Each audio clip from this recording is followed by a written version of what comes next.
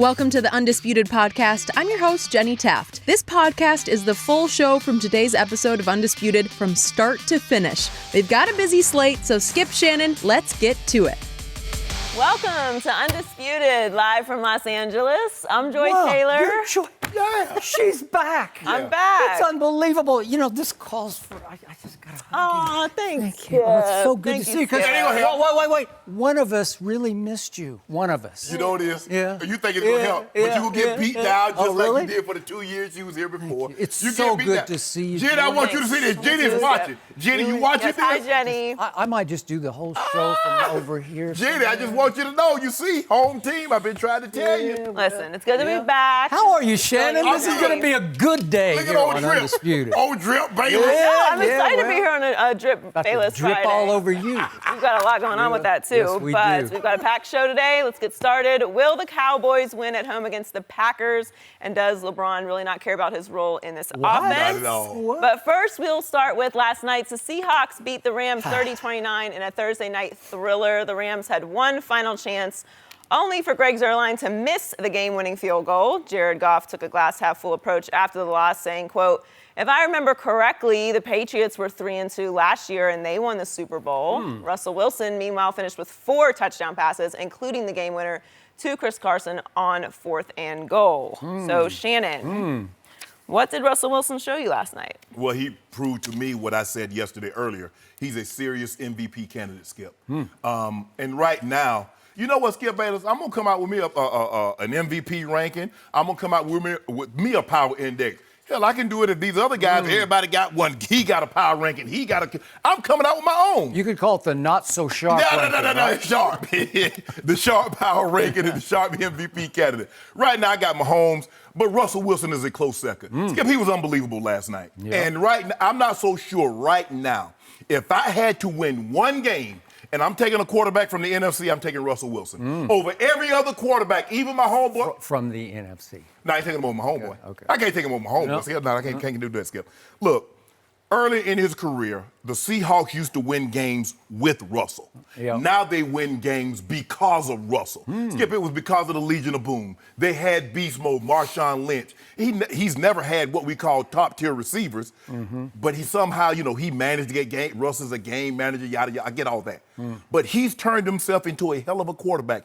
He can pass from the pocket, but he's extremely frustrating. Skip, the 2 touchdown passes that he had, one to start the game and the game-winning touchdown, that's what makes him so difficult. Because early in his career, when he would scramble, he's looking to run. Now he scrambles, he's keeping his eyes down the field. Now look at this throw look at this, Skip. That's frustrating. You think you got a guy for a 5, 6, 8-yard loss, and now he has a 17-yard completion. Now I want you to ask me one thing, Skip. I don't even know why I'm bringing this up. Was that throw more difficult last night than the one Dak had on Sunday night? Which one's more difficult? You can answer. No, I want you to answer. Because you always interrupt me. Go ahead and answer. It's not my turn. Yeah, okay. I'll start to talk. You say it's not your turn. No, I want you to answer. Tell me when it's my It's not turn your- and when you're going to give me the whole floor because the floor is about to fall out under your feet. No, it's not your turn just yet. But Skip, he's extremely frustrating. Russ has been unbelievable. 268 yards, 17 of 23, 268, 4 touchdowns, no interceptions. And the thing is that you can count on him. Availability is also something that professional athletes you need to have. Yeah, Dak hasn't missed a game yet. in his career. Well, Go when ahead. he gets to 117 starts, when he gets to a Super Bowl, wins that. When he gets to another one, holla at your boy. But until then, it's not your turn. Why are you talking? You see that, Jordan? Some things never change. You leave, come back. You He's keep still. asking him questions. I ain't asking him anything about no Dak. He started his whole career. Anyway, Skip, you know what you saw last night. He's been unbelievable. He's played really, really well. And you talked about where they hadn't played anybody. You tell me all the time, you can only play who's on the schedule. Well, who's on their schedule, he's beaten more teams than he's lost to. And he's played unbelievable. Russell Wilson is a very, very serious MVP candidate. And they're 4-1 because of him. And before, Marshawn Lynch got all the credit for the offense. Yep. The defense and the Legion of Boom and Sherman and Bennett and Cam Chancellor and Bobby Wagner. No more. When you think of the Seattle Seahawks, you think of Russell Wilson, and they win because of him, not with him. I recall you just recently continuing to be outraged that at the end of that Super Bowl after the 2014 season, that Pete Carroll dared to put the ball in Russell Wilson's hands instead of Beast Mode's? Whoa, I thought you said Russell Wilson's that he's extraordinary. He's all universe. Whoa, Skip Bayless. Are we talking about something that happened 5 years ago? Are you for real? Oh, so he's just turned into a new quarterback this year? So are you telling? Hold on, I just want to make sure. Is it my turn? No, not just yet. So I just want to make sure I'm hearing you correct. Tom Brady was the exact same quarterback in year 2, year 3 that he was in year 8. Year 2, yes. He was extraordinary. You do remember know what he did to Carolina in that Super Bowl? No, that wasn't year 2. That wasn't year 2. That wasn't year 2. Oh, you mean his? Yes. Well, it's starting year 2. Starting year 2. Yeah, exactly. Okay. Thank you very much. I All appreciate right, that. That was weak. No, it was not. My turn. Yes, your Thank you turn. very much. Obviously, Russell Wilson and the Seattle Seahawks should have lost the football game last night. Obviously, at the end of the show yesterday, I was predicting that Greg the Leg Zuerlein would win that game with a walk-off. That was my prediction. Yep. It was actually 27-24. Sue me. Yeah. I missed the score. But still, I thought he was one of the clutchest kickers, right? Yeah. He set the all-time playoff record last year at New Orleans for length of game-winning field goal, 57 yards. He had already made 3 for 3 in that game. And here we go again. After all these great athletes and these courageous football players, Shannon Sharpe's in the Hall of Fame, they battled their guts out for 59 minutes and 45 seconds, right? Yep.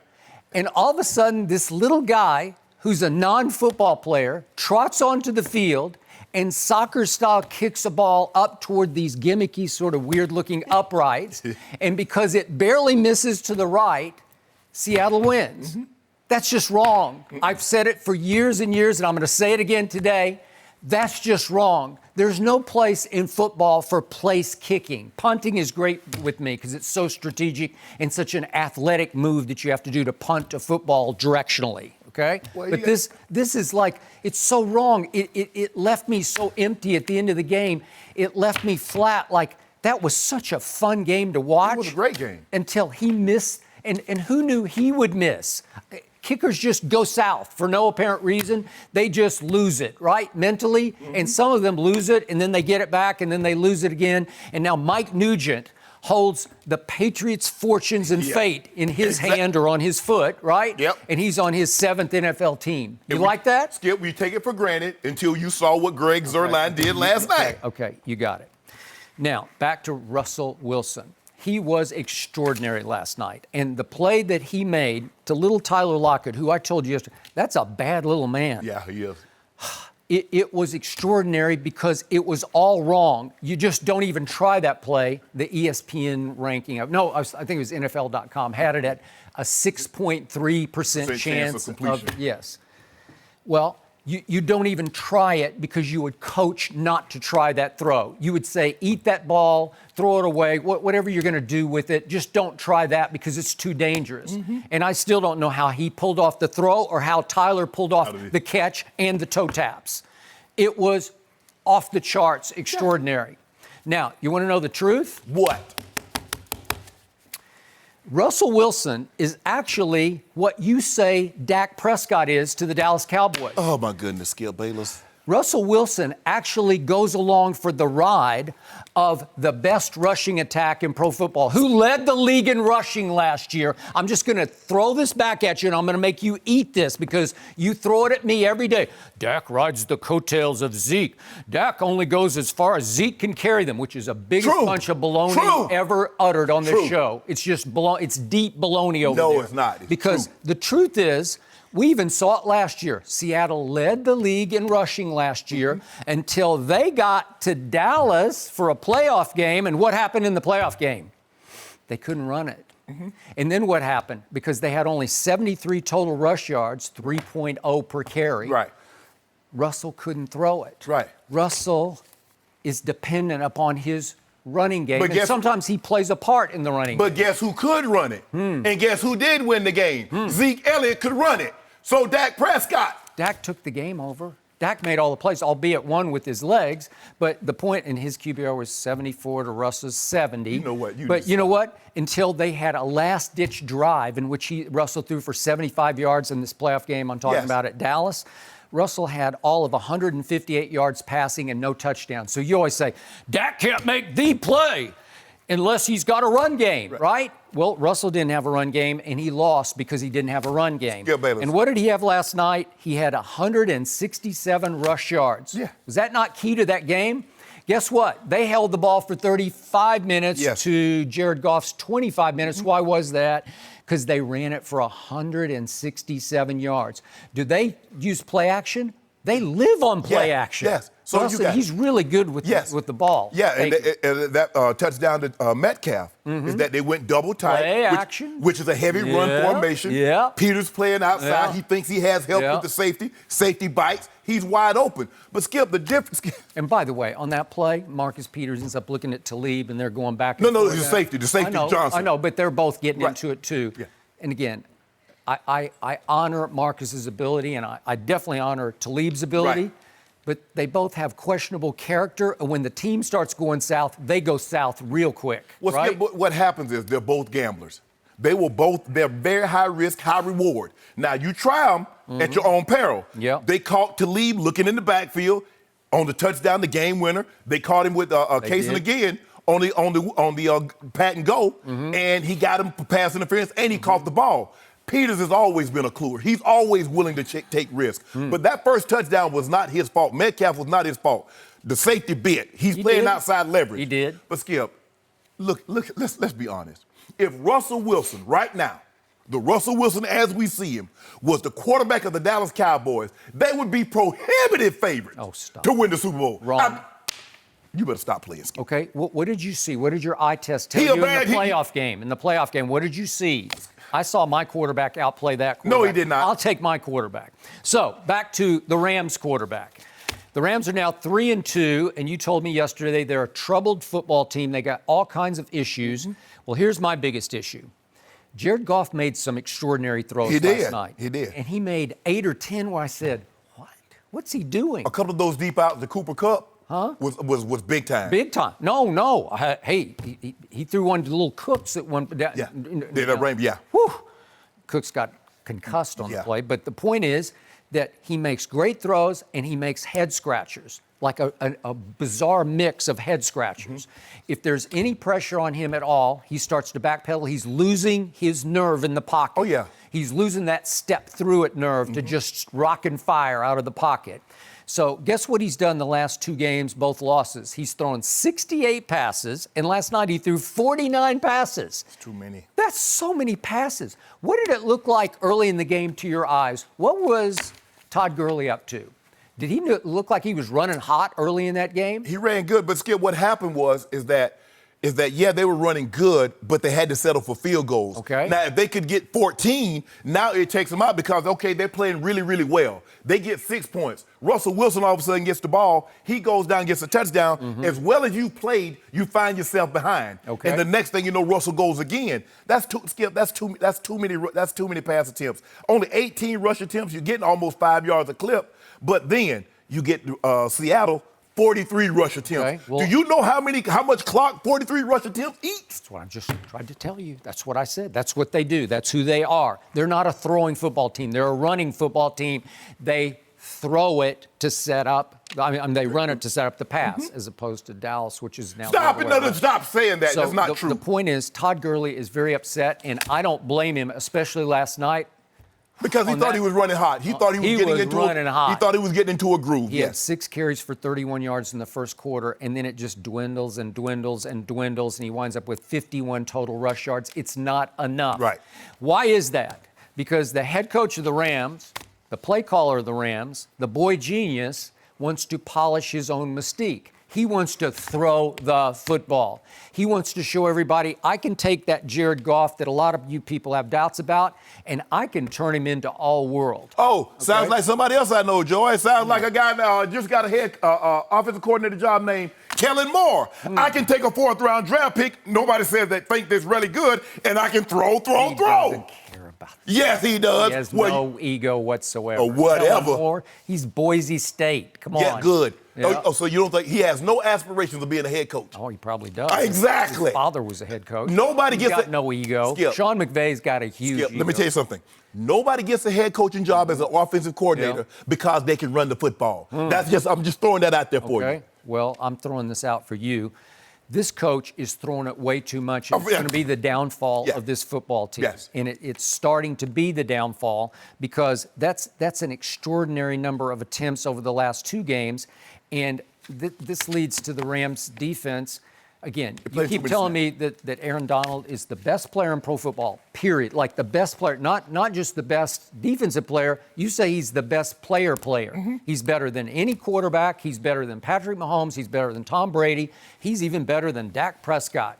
And yet, last night in the first quarter, he was a terror. He was all universe. Because I was watching closely last night because I've watched too many games where I end the game thinking, did Aaron Donald suit up tonight? I don't remember 99 in the game. Well, against Dallas last year in the playoffs, I just didn't even remember him playing in the game. So what happened last night? He disrupted early in that game, and then he got quiet, and then he disappeared. And what happened in the fourth quarter? Russell Wilson eats 8 clock minutes on a drive in the fourth quarter. He ate 2/3 of the fourth quarter on that long drive that was the go-ahead drive. Right. And I watched Aaron Donald every play, and it wasn't until the 4th and goal play that he flashed at all. I don't think his motor runs that hot from play to play to play. I don't think he's a 4-quarter hot motor runner. Well, the thing is, this year he doesn't have Sue beside him. But if you notice, there are a lot of big-time sack guys that are not off to a fast start like we normally see them. You look at Von Miller. He only has 2 sacks. You look at some of the other guys, as you mentioned, Aaron Donald, D-Law. Now, D-Law numbers will pick up because why? Because Quinn is back on the other side. They better now, pick up. We look at Khalil Mack, but Khalil Mack has Floyd on one side. He has Akeem Hicks in the middle. He has other rushers. So just look, he'll be okay. He's going to be fine. Well, I'm just saying on that final Seahawks drive, he was nowhere to be seen. But I am surprised, Skip, that the defense has played this bad. Yep. You don't give up 50. We both love Wade Phillips. Yes. So. To give up 55, not give Skip, you gave up 55, but you did have 5 turnovers. About 48 were on the defense. Right. Yeah.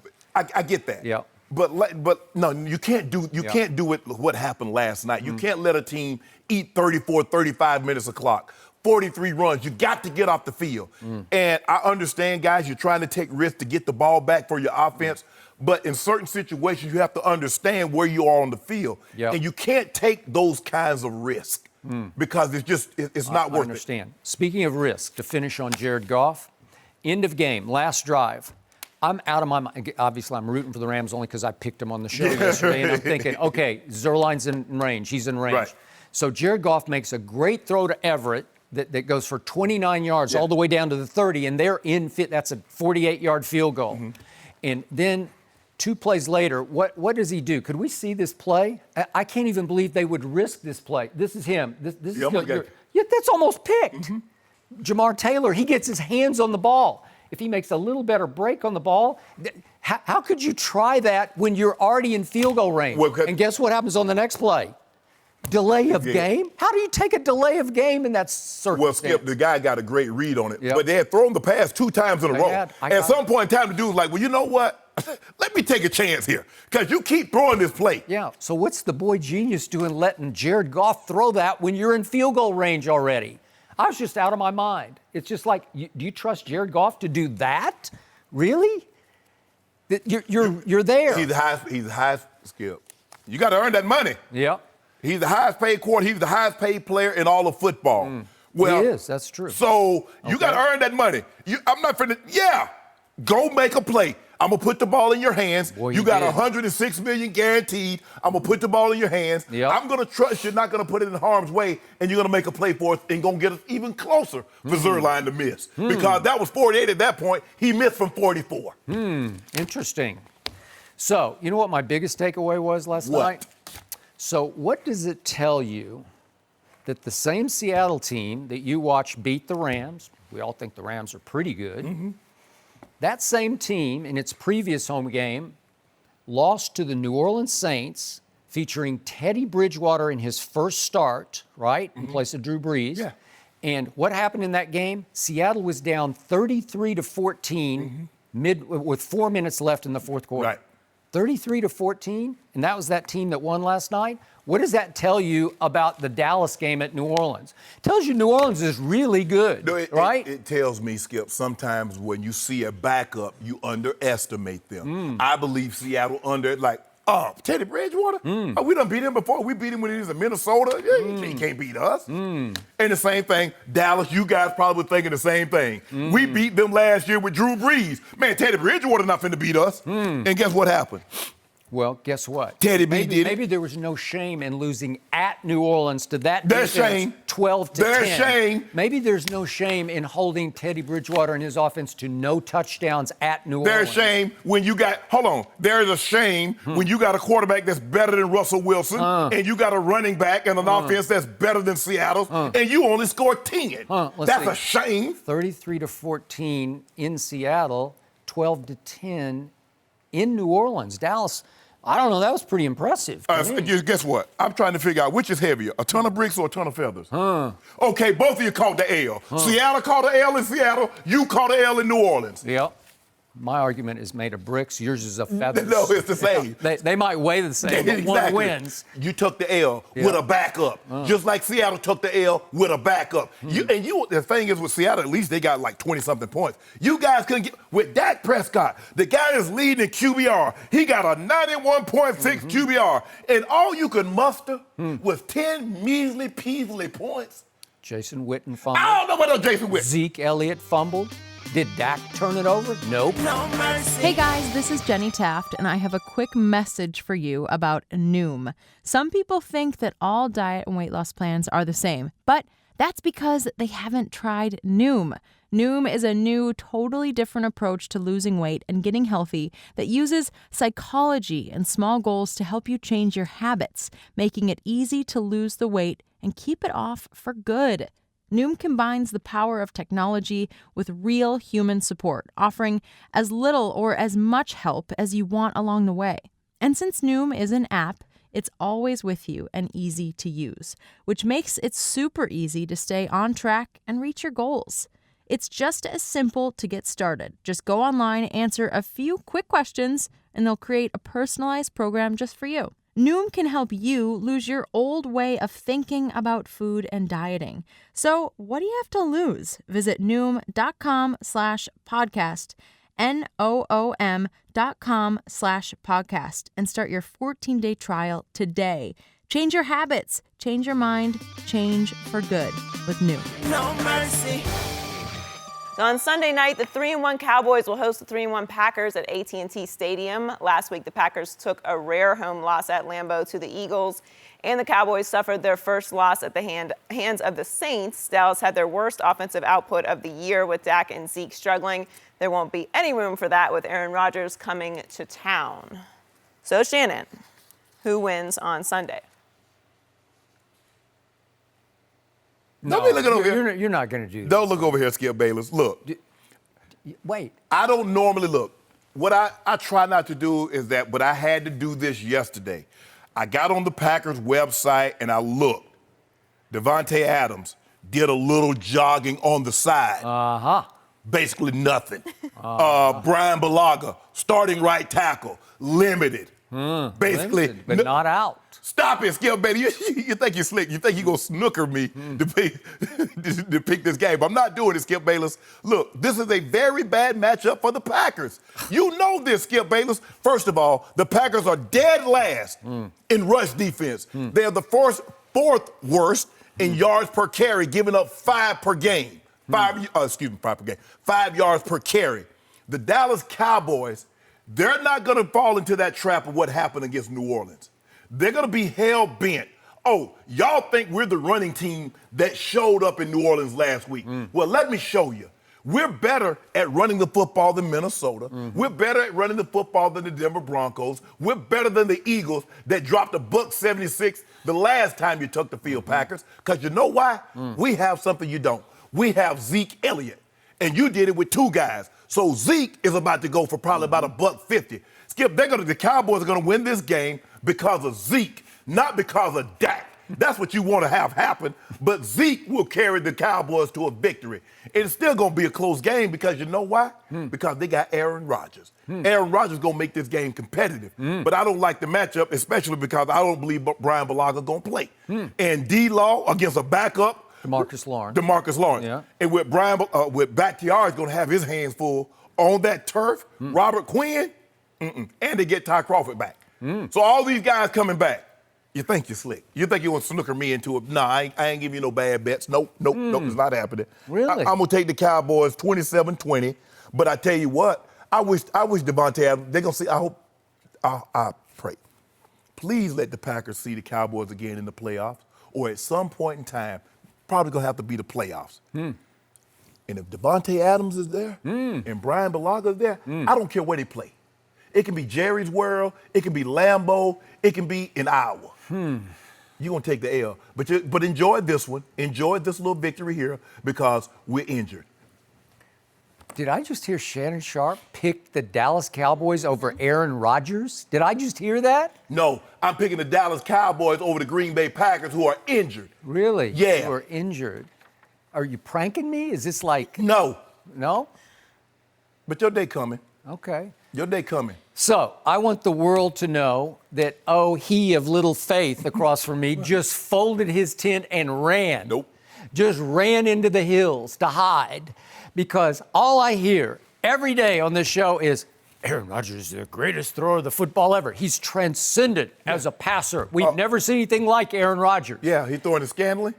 Valdez Scanlon, that's what he's going to be throwing to. Jimmy Graham? Really, Jimmy Graham? You saw Jimmy? Geronimo? Geronimo's good. No, that's the only time you ever heard Geronimo is when he's jumping out of the airplane. Geronimo! When the last time you heard somebody on the field named Geronimo? When he's in the end zone holding the football saying, I just caught another one from Aaron Rodgers? And you saw Jimmy Graham twice last Thursday night drop touchdowns that possibly could have won the game. Those were bad throws. Skip, you ought to be ashamed of yourself. I thought this was the Aaron Rodgers who, he's been telling me all week, owns the Dallas Cowboys. I've been saying he's got a hex over the Dallas Cowboys because he gets more breaks than any quarterback's ever gotten against any certain team that he's played.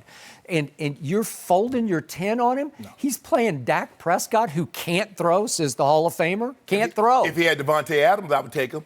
What did Devontae did to like you said, little Jordan Lewis last year? Yeah. Well, let's. What happened the last time Aaron Rodgers visited Jerry World, 2017? Who was the star of that game? It wasn't Aaron Rodgers. It was Aaron Jones. Am I right? No. Aaron Jones ran for 125 that day, and I just kept saying, "Stop him." It reminded me of the playoff game here in L.A. last January. Well, the reason why that happened, Skip, is that they were playing coverage because they had the utmost respect in Aaron Rodgers' ability to throw the football. You don't think they're going to play coverage this time? With Scantlin and Geronimo Allison? Here's what I'm not buying. Devontae Adams is not ruled out for this. Want to bet that he plays this game? I told you yesterday, and I'm going to stand by it. Devontae will play. All those injured players, they were just limited. Okay. Half of Dallas' team was limited yesterday. Okay, I'm going to do you like you did me. How did Amari look? Well, you said, nobody, Joey. He told me the other night, who gets an MRI because they just want to go get a lay in the MRI and hear that? Yeah. Whoa, what did Amari say on Wednesday? What did he say? He said, I got all kinds of things wrong with me. His foot is still hurting from his plantar fasciitis, and he rolled his ankle. And how he look? He's got your basic high ankle sprain and should not have played at New Orleans. And how did he look? Couldn't come out of his brace. And how did he look? Yep. Okay. It's Skip. Now you know what turf. Even Steven. No, even. Right? So one guy's got a turf toe, the other guy's got 2 bad feet. My guy's got 2 bad feet. I tell you what. And you're running from this? No. I know guys that had, now you know Dion had Dion toe made him call it a career. I know. Jonathan Ogden. I've seen it a lot. Yes. Okay. Skip, go. But he jogged. He jogged. He's going to play. Want to bet? Nope. This is America's team in America's Game of the Week on Fox, 4:25 Eastern. Be there. He'll be there. Skip. You know why Aaron Rodgers is so good against Dallas? Because he's such a front-running showboat and hot dog. This is his stage. It's Jerry World. It's the world stage. It's what I used to hate about it. We got a topic coming up a little later. We're going to talk about front running. But here's the thing. Yeah. We're not going to. Why would Devontae Adams risk further setting himself back for one game when we still It's Dallas. Nobody cares about Dallas. Oh, stop it. This is where all the biggest concerts, the biggest fights, everything takes place at Jerry World, Skip, baby. including Aaron Rodgers. Skip, you do realize that after this game, there's 11 to play. So, okay, he plays. He injures the toe worse, and now he's out 8-9 games. What has that done? You know what I think, Joy, has just happened? I think he is seeing the light Ain't about seen my the light. team. No. Yeah, that's what's happening here. And I'm going to go so far as to call this a turning point game, even though, to your point, it's obviously still very early in the football season. A turning point game, Skip? Yes, because they did lose 12-10. I'm talking about my team, not Green Bay's team. I'm talking about mine. Have I not told you throughout the offseason and throughout the preseason how much I believed in this team? Have I not told you that again and again? I believe in my team. I believe in my quarterback. I believe in the firepower of my offense, even with a limited Amari. By the way, I think Michael Gallup's going to come back, I think. So got that going for us. And I believe in the potential of my defense. But I underline that word potential. I saw flashes of brilliance at New Orleans, albeit against Teddy Bridgewater. Yeah. But they do have Kamara, and they do have Michael Thomas, and they didn't get in the end zone. And that's a pretty good start for that defense. They didn't play anybody in the first three. That was their first test. But this is the one. They failed. Okay, they failed because they lost, but that's the only reason they failed. Now you have to bounce back against another good team, not a great team, not a very good team, just a good team.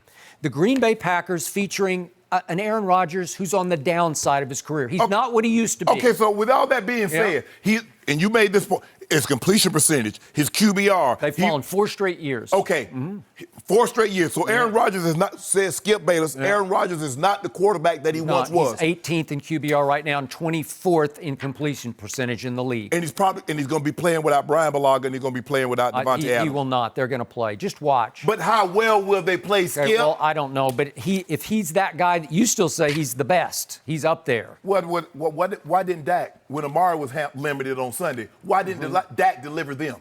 If he's that guy, what you said. You don't have your number 1 or your number 2 receiver. If you take both of them away, you got nothing. I don't have a Jimmy Graham at tight end. I don't have that. You got Jason Witten, who's going to the Hall of Fame. He's older than you are. He you runs say like you could outrun him right now. But Dak loves Jason Witten. He caught the ball. You see him turn up, got 2 touchdowns. Yeah, and what did he do? What did he do Sunday night?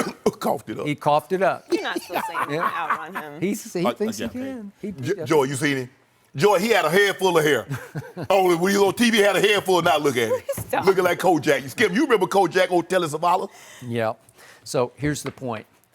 Dallas is better than Green Bay. I believe that with all my heart and soul. But now it's time to be that. Oh, blowout. To do that. No, I'm not saying blowout. no, blowout. No, it's time. Let me finish. Can I talk today? I don't know. You're all revved up on what have you been drinking this morning? Go ahead. I don't know. Go ahead. That's not Henny talking, is it? Go ahead. You know? So it's time for my team to rise and shine and do that. It's time on the virtually the national stage, the 425 game, to rise up and show America you're wrong. You're overreacting about the 12-10 loss, and do this. Live up to all. Look at all the accolades this team got after a loss. Pro Football Focus still ranks the Dallas Cowboys this week number 1, the best team. That the second level stat from Football Outsiders, I don't want to get too deep into this, but that DVOA, it's supposed to be the stat, and I never even talk about it because I can't even understand it, but it right now ranks Dallas above Kansas City in DVOA. Okay. So they got that going. And then ESPN's Football Power Index this week, even after the New Orleans game, projects the Super Bowl matchup, the number 1 Super Bowl matchup, to be New England, Dallas. Okay, that's fine. That all means nothing to me until you go out and do it on Sunday. And here's my only issue with Sunday.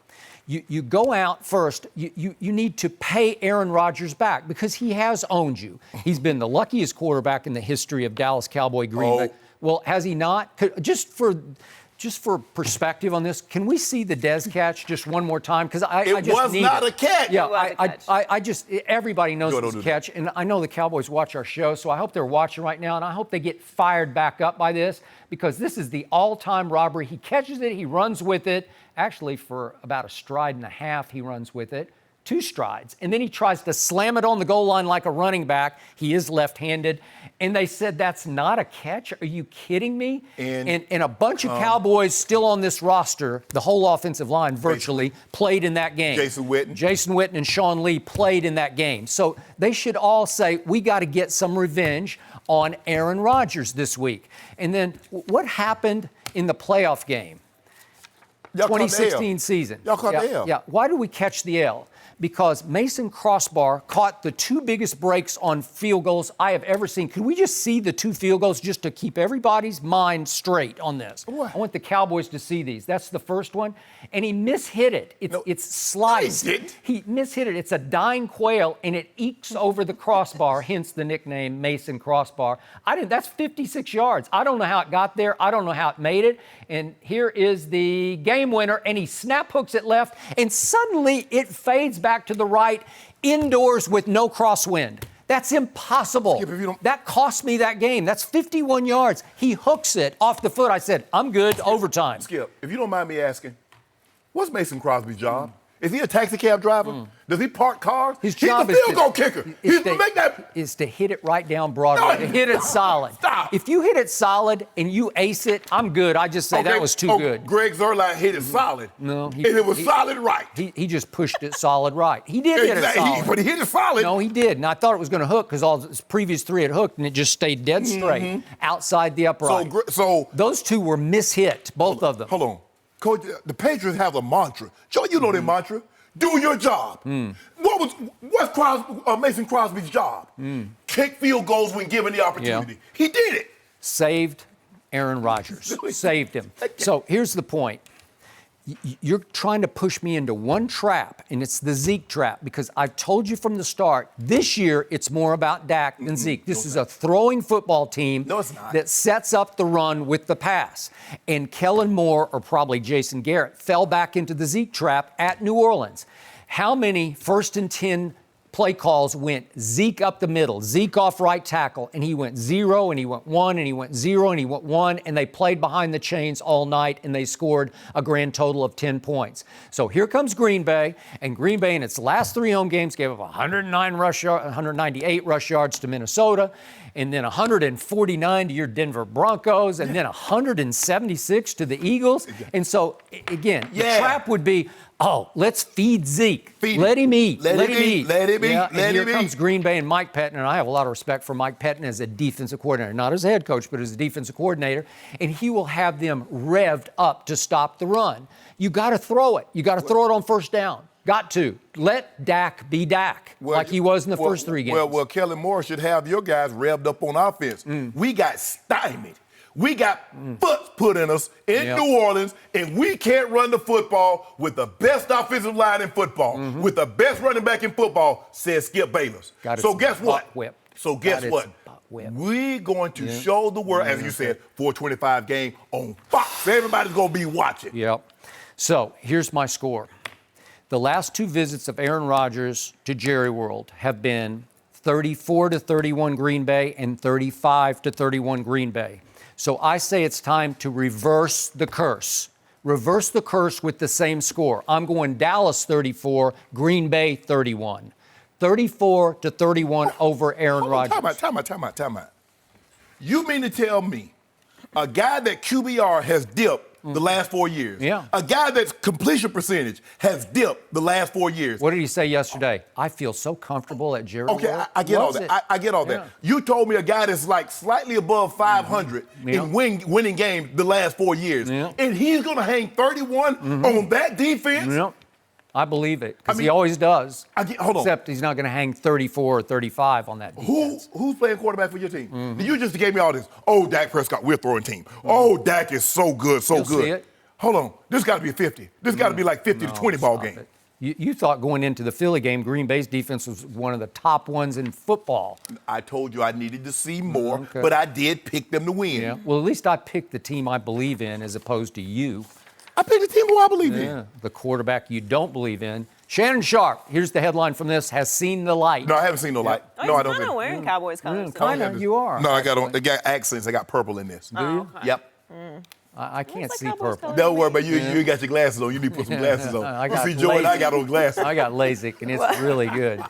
Well, Shannon has Dallas 27-20. Skip has Dallas winning 34 Against that defense? to 31. So both of you are taking the Shootout. Cowboys. It always is. I have a feeling Shannon won't be too upset if the Packers end up winning. Gets this one wrong, though. No mercy. Let's talk quarterbacks. So NFL.com came out with their quarterback index for week 5, and to no one's surprise, Patrick Mahomes topped the list. Russell Wilson jumped Tom Brady for the 2nd spot, and Carson Wentz moved up 2 spots to number 4, despite having the best QBR in the league. Dak Prescott remains at number 7. Shannon, do you agree with this? Oh, Skip, that has to hurt. It really hurts you. No, nothing surprised me about this list. Because, I can't count past 2. So once I saw the first 2, I was like, oh, my homeboy Russell, okay, I'm good. Okay, I'll give you that. I'll give you that. Okay? Is that all you got? Your guy's 7. QBR. Did you, Skip Bayless? If you really just look at it, okay, he played the Dolphins. Do you know of the quarterbacks that's played the Dolphins, Dak is the only one that didn't complete 60%? Do you know that? Lamar Jackson was Offensive Player of the Week, threw 5 touchdowns, completed 85%. Brady completed 71%. Phillip Rivers was 80% completion, 310, 2 touchdowns. Dak Prescott, 59, 246, 2 tubs, a pick. What's he for the year? Whoa! Oh, and Washington. You know what they played Washington too?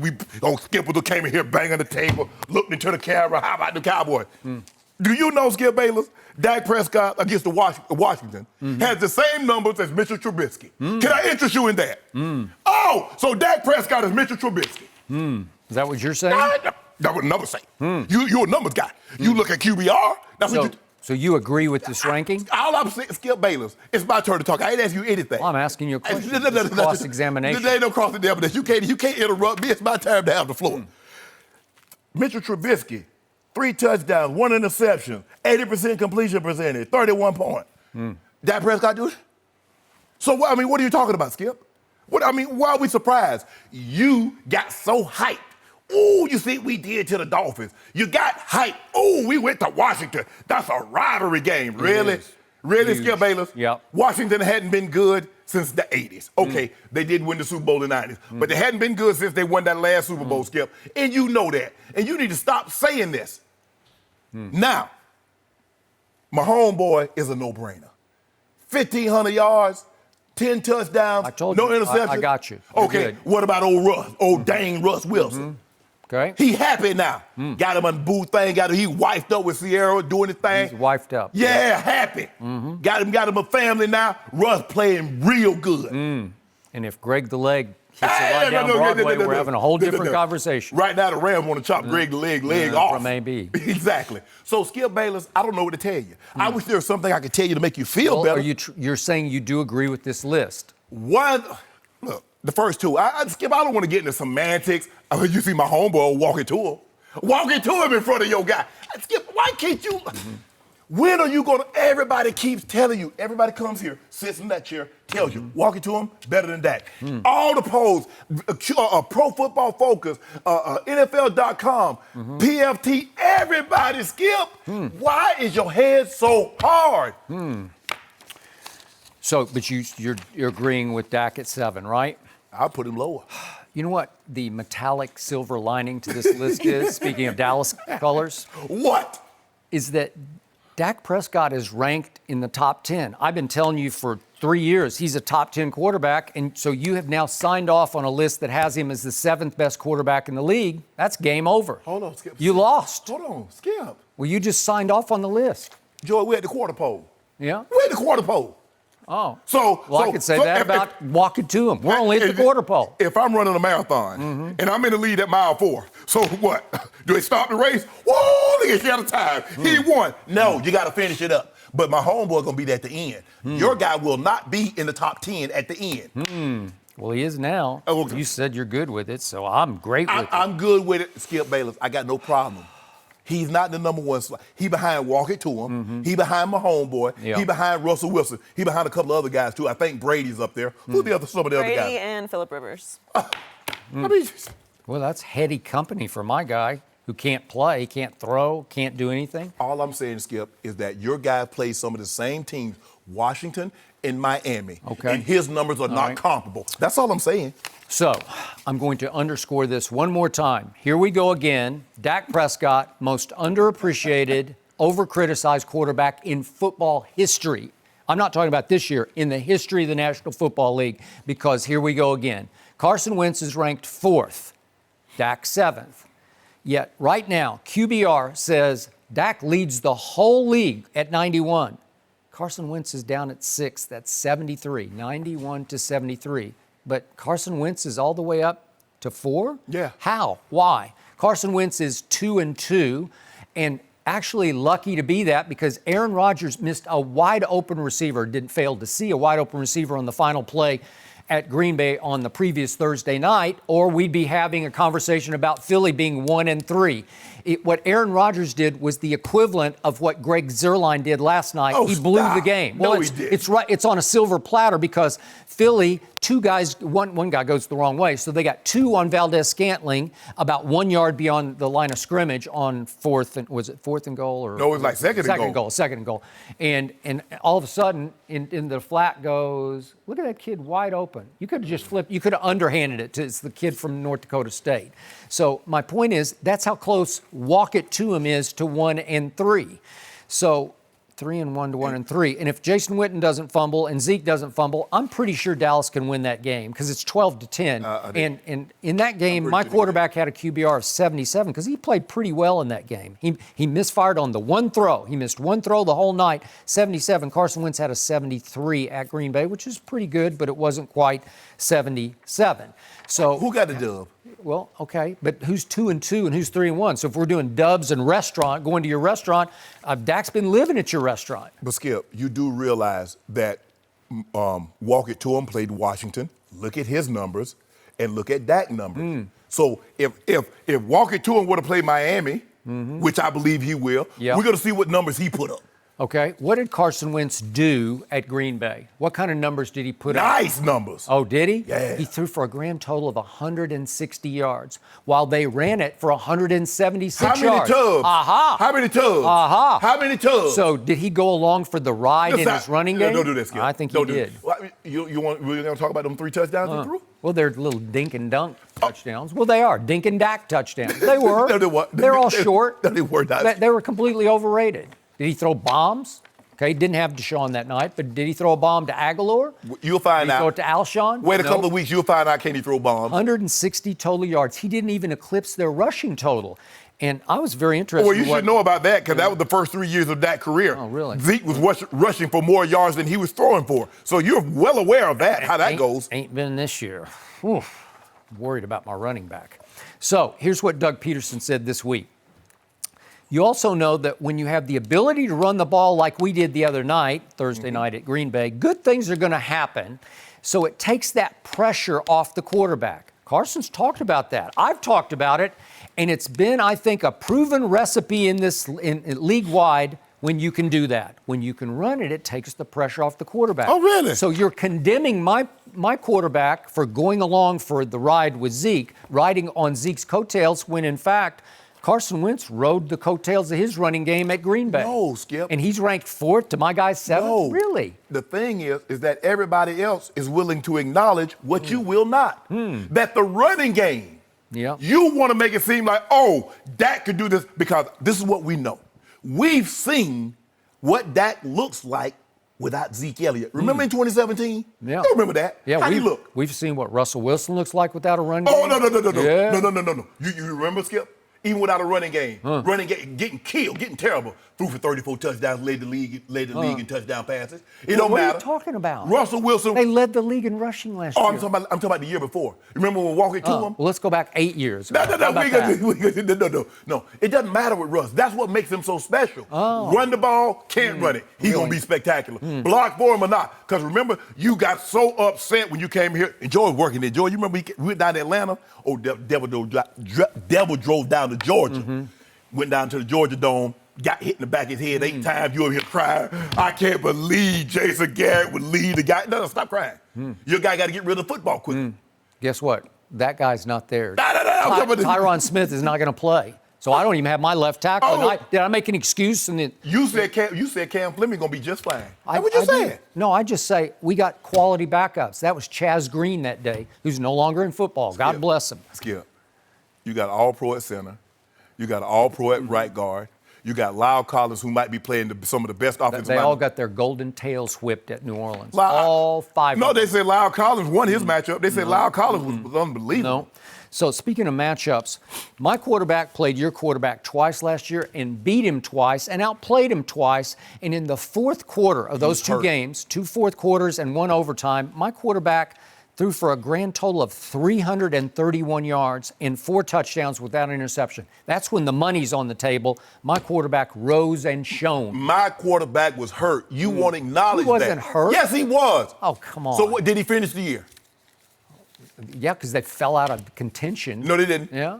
Were they in the playoffs? Well, they had the best backup quarterback. They had a starting quarterback as their backup. They had the Super Bowl MVP as their backup. Okay, it happened. And then what happened? They retook off with that guy. My guy was And your hurt. guy is really lucky this year that guy got hurt in Jacksonville because he would be doing beyond the mustache man. No. Yeah, he would. No, he wouldn't. No, because of some of those, he can't get out of some of those plays Oh, that Minshew stop. got out of. But Skip, you want to acknowledge the guy first of all, he rushed back from the ACL because Nick Foles wasn't playing well to start the season, and they rushed him back. You rush him back, he compensating and hurt his back. Well, he's healthy now, and you're going to get both barrels, like you tell me, right Really? between the eyes. You'll see.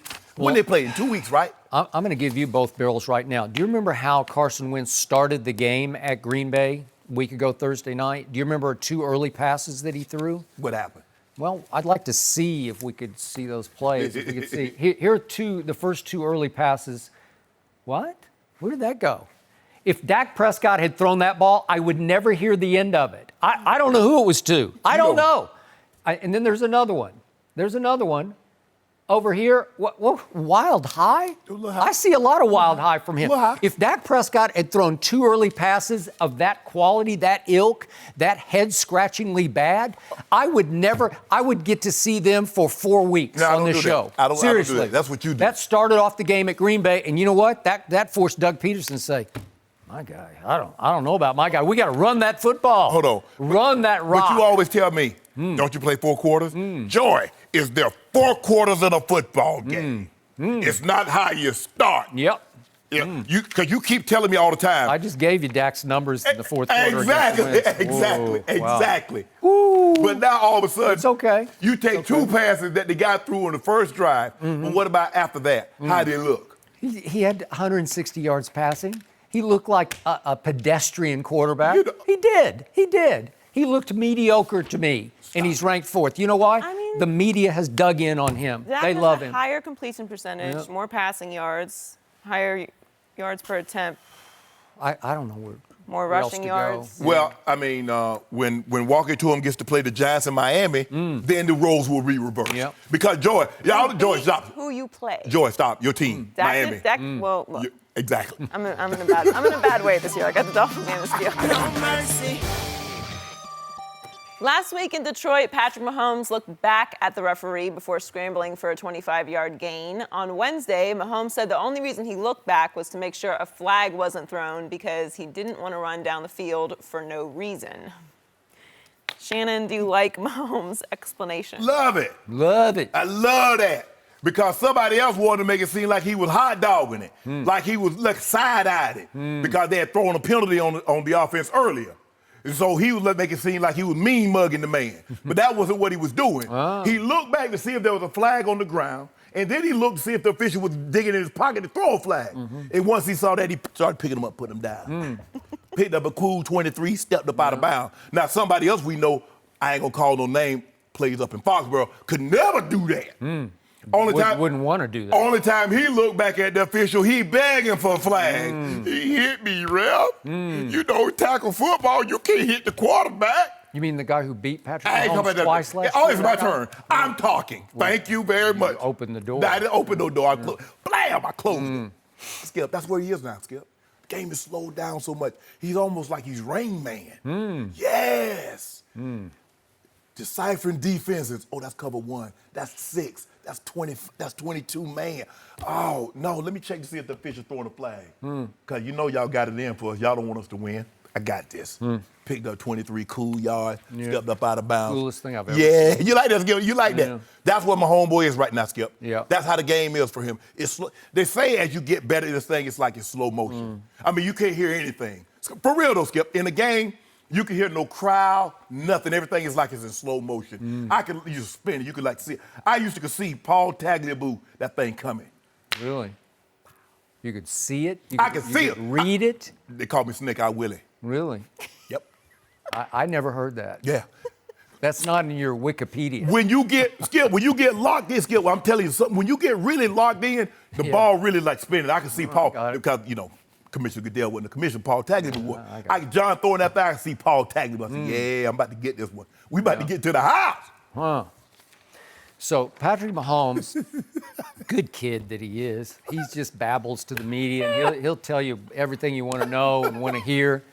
And he is saying, well, if there's a flag, I didn't want to waste my energy running like 40 yards down the field for nothing and then say it's called back. Right. I don't want to do that. Right. So I'll just look back. I'll pause for a second and I'll look back just to see, did you throw a flag? Right. Or didn't you throw a flag? And I will cost myself a split second or two that could have been tacked on to the end of the run because I slowed down a little bit. What if there wasn't a flag and he took off? Maybe he could have run for 3 more yards, 5 more yards if he didn't look back? Or you didn't need him? Nah, we need that. Huh. Well, I wonder if his teammates love that. Love it. I don't think they love that. They loved it, Skip. Because that's not the way to maximize that run out, to stop, kind of slow down and look back. I treat it like this here. Yeah. When the police fall behind me, Joy, what I do is I slow down. I slow down to see if they behind me. You drive slow anyway. Once I realize they behind me, boom, I step on it. Okay. Yep. I'm going to say this again, and you know I'm right about this because you are in the Hall of Fame. Questionable as that may be, given some of your picks on this show, but you are in the Hall of Fame. You know and I know that effectively this league eats its young, right? I don't mean that literally. I just mean he's a young player and this league devours young players because it will figure you out. And if you taunt this league, if you dare this league, it will get you back. He is taunting now. He is daring this league. He is practicing no-look passes. He is practicing left-handed passes in preseason camp practices. And I'm waiting for the first behind the back. I want to see one between the legs. Look at my homeboy. Yep. Even that's against my team. Yeah. Hey, I thought Bond was going to get him, too. Speaking of your team, Denver, speaking of maybe the Chargers, speaking of the Raiders one more time, they're all watching what he's talking about. And they're not going to love it because what's cool to you is going to leave them colder and colder. Even the Indianapolis Colts this Sunday, those defensive players, they're pretty good on defense. You know what happened to them last year they went there? I know. My homeboy put that thing on. Yeah, I know. And I made the mistake of actually picking Andrew Luck. That was my first mistake. The only reason you picked Andrew Luck is because you wanted Kansas City to lose, because you wanted the Patriots to have home field. You really didn't believe they were going to beat my homeboy. I did. No, you didn't. No, I picked Andrew Luck because he fooled me because he beat my team 23-0 late in the year. And it was an aberration because my team came back and just stomped all over Russell Wilson and the Seahawks. Oh, they stomped all over. They won by a touchdown. They stomped all over. They were ahead 24-14 late in the game, and he tacked on a meaningless touchdown and a 2-point conversion. 24-22. Okay, big deal. But the point here is, even the Colts, they're in their locker room right now saying, see all that? Does he really think he's running this league They now? just let Derek Carr come to their building and put foots in them. Okay. So you think they're about to go to Arrowhead? They got talent on defense. Okay. Yep. Okay. Yeah, we'll see. You know I'm right about this. Skip, if anything, it's going to be a shootout. Because you know I have no faith in their secondary, in Kansas City's secondary. And this is why the Chiefs are willing to give up 2 first-round picks or give whatever to get Jalen Ramsey. Now, it looks like the Jags are unwilling to move him at this point in time because the owner, Shad Khan, says, no, whatever he wants, I'm willing to pay. We want to keep as many good players as we can. So that looks like it's going to be a done deal. That's not going to happen. Yep. But Kansas City is going to be in shootout, Skip. That's just the way it's set up. I'm just saying, this kid's going to start hearing when he gets sacked, and he will get sacked, he's going to hear, look back at the referee now, see what he's saying. Or why do you try to throw that one left-handed? You want to throw one behind your back? He's going to start hearing this from you know what he's going to do? And that's when he's going to throw one of them bombs by 75 yards to Tyreek Hill, and he's going to run past the defensive lineman. And let's see, I'm looking back at you, but I'm going that direction to celebrate. Oh, I'm going to get you, Skip Bayless. Yeah. They're going to get him back, and he seems like a really good kid. He's a great kid. Seems like it. We had him on the show. That was before you realized he was my homeboy. Yeah. You know, you didn't really jump on the bandwagon. No, I didn't. I didn't realize that, Skip. My homeboy, Tyler, Texas. Glenville, Georgia. That's next door. It's just that's how you adopt. Hold on, Skip Bayless. Hold on. Yeah. Everybody want to kill me by talking about that's my homeboy. Oh. But ain't nobody jump on Tom Brady bandwagon when you're 6th-round pick. You got to let the thing play out. I let it play it out. But I got on him earlier. I said, you know what? That's my homeboy. Yeah. And now, because it's all you got. No, I got him in the AFC and I got Walker to him in the NFC. Okay. Now what you got? Yeah, I got Tom Brady and Dak Prescott. I'm good. You got a guy with geriatric legs. They can't practice because them legs getting old. Yeah. They wobbly. Yeah. And then what? What you gonna have? See, I'm about to have my guy for another 15. Who's favored to win the Super Bowl? It don't matter. I'm right down the middle on the Super Bowl. My Super Bowl pick was Cowboys and Chiefs. Really? Yeah. Oh, okay. Well, you feel good because it's gonna be in your hometown. It's gonna be in Miami. That's the only thing. It's gonna be a good time. Exactly. There's no question about that. And we will all be there. Yes. No mercy. On Sunday afternoon, the 3-1 Cowboys will host the 3-1 Packers at AT&T Stadium. Last week, the Packers took a rare home loss at Lambeau to the Eagles, and the Cowboys suffered their first loss at the hands of the Saints. Both Dak and Zeke struggled, but there won't be any room for that with Aaron Rodgers coming to town. We are now joined by Fox Sports NFL analyst Eric Mangini. I can't wait for this. Welcome, Eric. Who wins this game, Eric? Okay, so when I looked at this, everything says that the Cowboys should win. You look at it statistically, you look at it by the fact that they have the running game that they do, the offensive line that they do, and Green Bay's problem stopping the run, the emotion that they should have by playing at home, and the fact that they did get beat up last week by New Orleans, so there should be a recovery element there. There's a butt coming. Yeah, there's a big butt coming. When I hear Jason Garrett talk about what they're going to do, he says we're going to do what we do, and that's okay. But the only thing that they can do is by putting the ball into Dak's hands. That's the way that they could really lose this game. Green Bay has been opportunistic throughout the course of the season. That's how they won the first 3 games. They've turned the ball over a significant amount of times, one of the highest in the NFL. They've got two really takeaways. They've got 2 really good outside linebackers in Preston Smith and Zadarius Smith that can ruin the game. And so if you're gonna give them that opportunity to win the game with their pass rush, with their opportunistic defense, instead of just running the ball down the throats of the Green Bay Packers, that to me is how you can lose this game. And to some degree, Green Bay's playing with house money at this point. Nobody expected them to be where they are, and all the pressure is on the Dallas Cowboys, and that pressure can have an effect on how they can play tight. And you hear what Aaron Rodgers is saying. He's not tight at all. He's completely comfortable. The team is going to be comfortable going in there. And if they put the ball in the one spot that can lose the game, to me, that's how this turns out badly for Dallas. And then the other fact is they haven't beaten anybody. Dallas hasn't beaten anybody.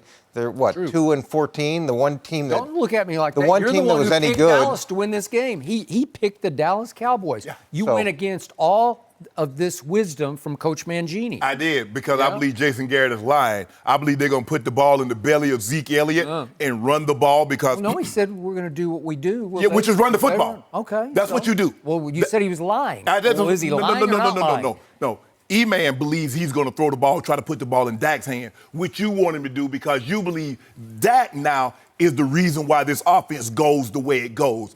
I do not believe that. E-Man does not believe that. Most people in the universe don't believe that. Only you believe Boy, I that. think a whole lot of people. Ain't nobody doing a whole lot of nothing. Well, that's why you got beat. Because remember, Skip Bayless, when Zeke's held to under 75 yards, you're 1-8. I don't know. I'm not good with numbers, but 1-8 is not good, is it, Joe? I don't think so. Kind of like a Russell Wilson stat. We ain't talking about Russell Wilson. We'll talk about him in the next block. Right now, we talk about Dak Prescott, who is not Russell Wilson. Are you ready to flip your pick? No. You picked Dallas. No. No. Have the courage of your convictions. Because- you're trying to force it down my throat, but you won't have the guts to pick the Green Bay Packers? Because I believe Zeke Elliott's going to get about 30 carries. Oh, and 30 really? carries going to net about 150 to 165 Ask yards. Coach Mangini what he saw in the game tape that he broke down at New Orleans. What did he see constantly? He saw the offensive line get its golden tails whipped repeatedly. Yes. He saw Zeke go 18 times for a grand total of 35 yards. A lot of them first down carries. And all of a sudden it's 2nd and 9. And ask second and 10. and ask E-Man when he broke the tape down against Philly, Yep. and when he broke the tape down against the Broncos, and when he broke the tape down against Minnesota, what did he see? He saw that D-line and that front seven from Green Bay get their tail handed to them. I haven't seen Zeke run like Zeke used to run one time this year. You saw it I'm not twice. seeing it. I don't see it. When?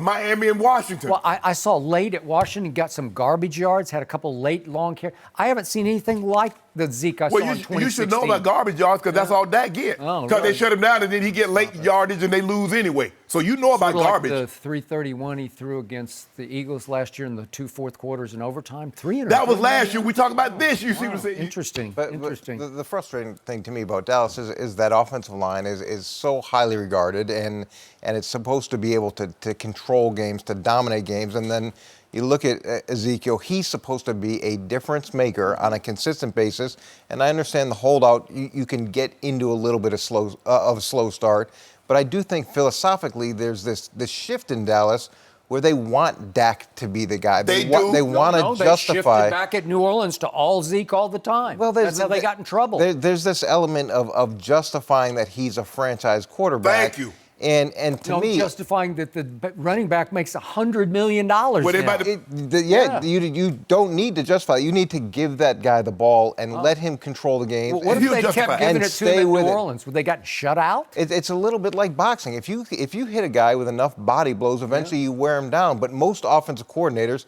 especially young ones, they get spooked and they don't want to stay with it. There's this tendency to, when in doubt, throw the ball, as opposed to stick with the running game, allow that to open up everything else. And it's going to be that impatience.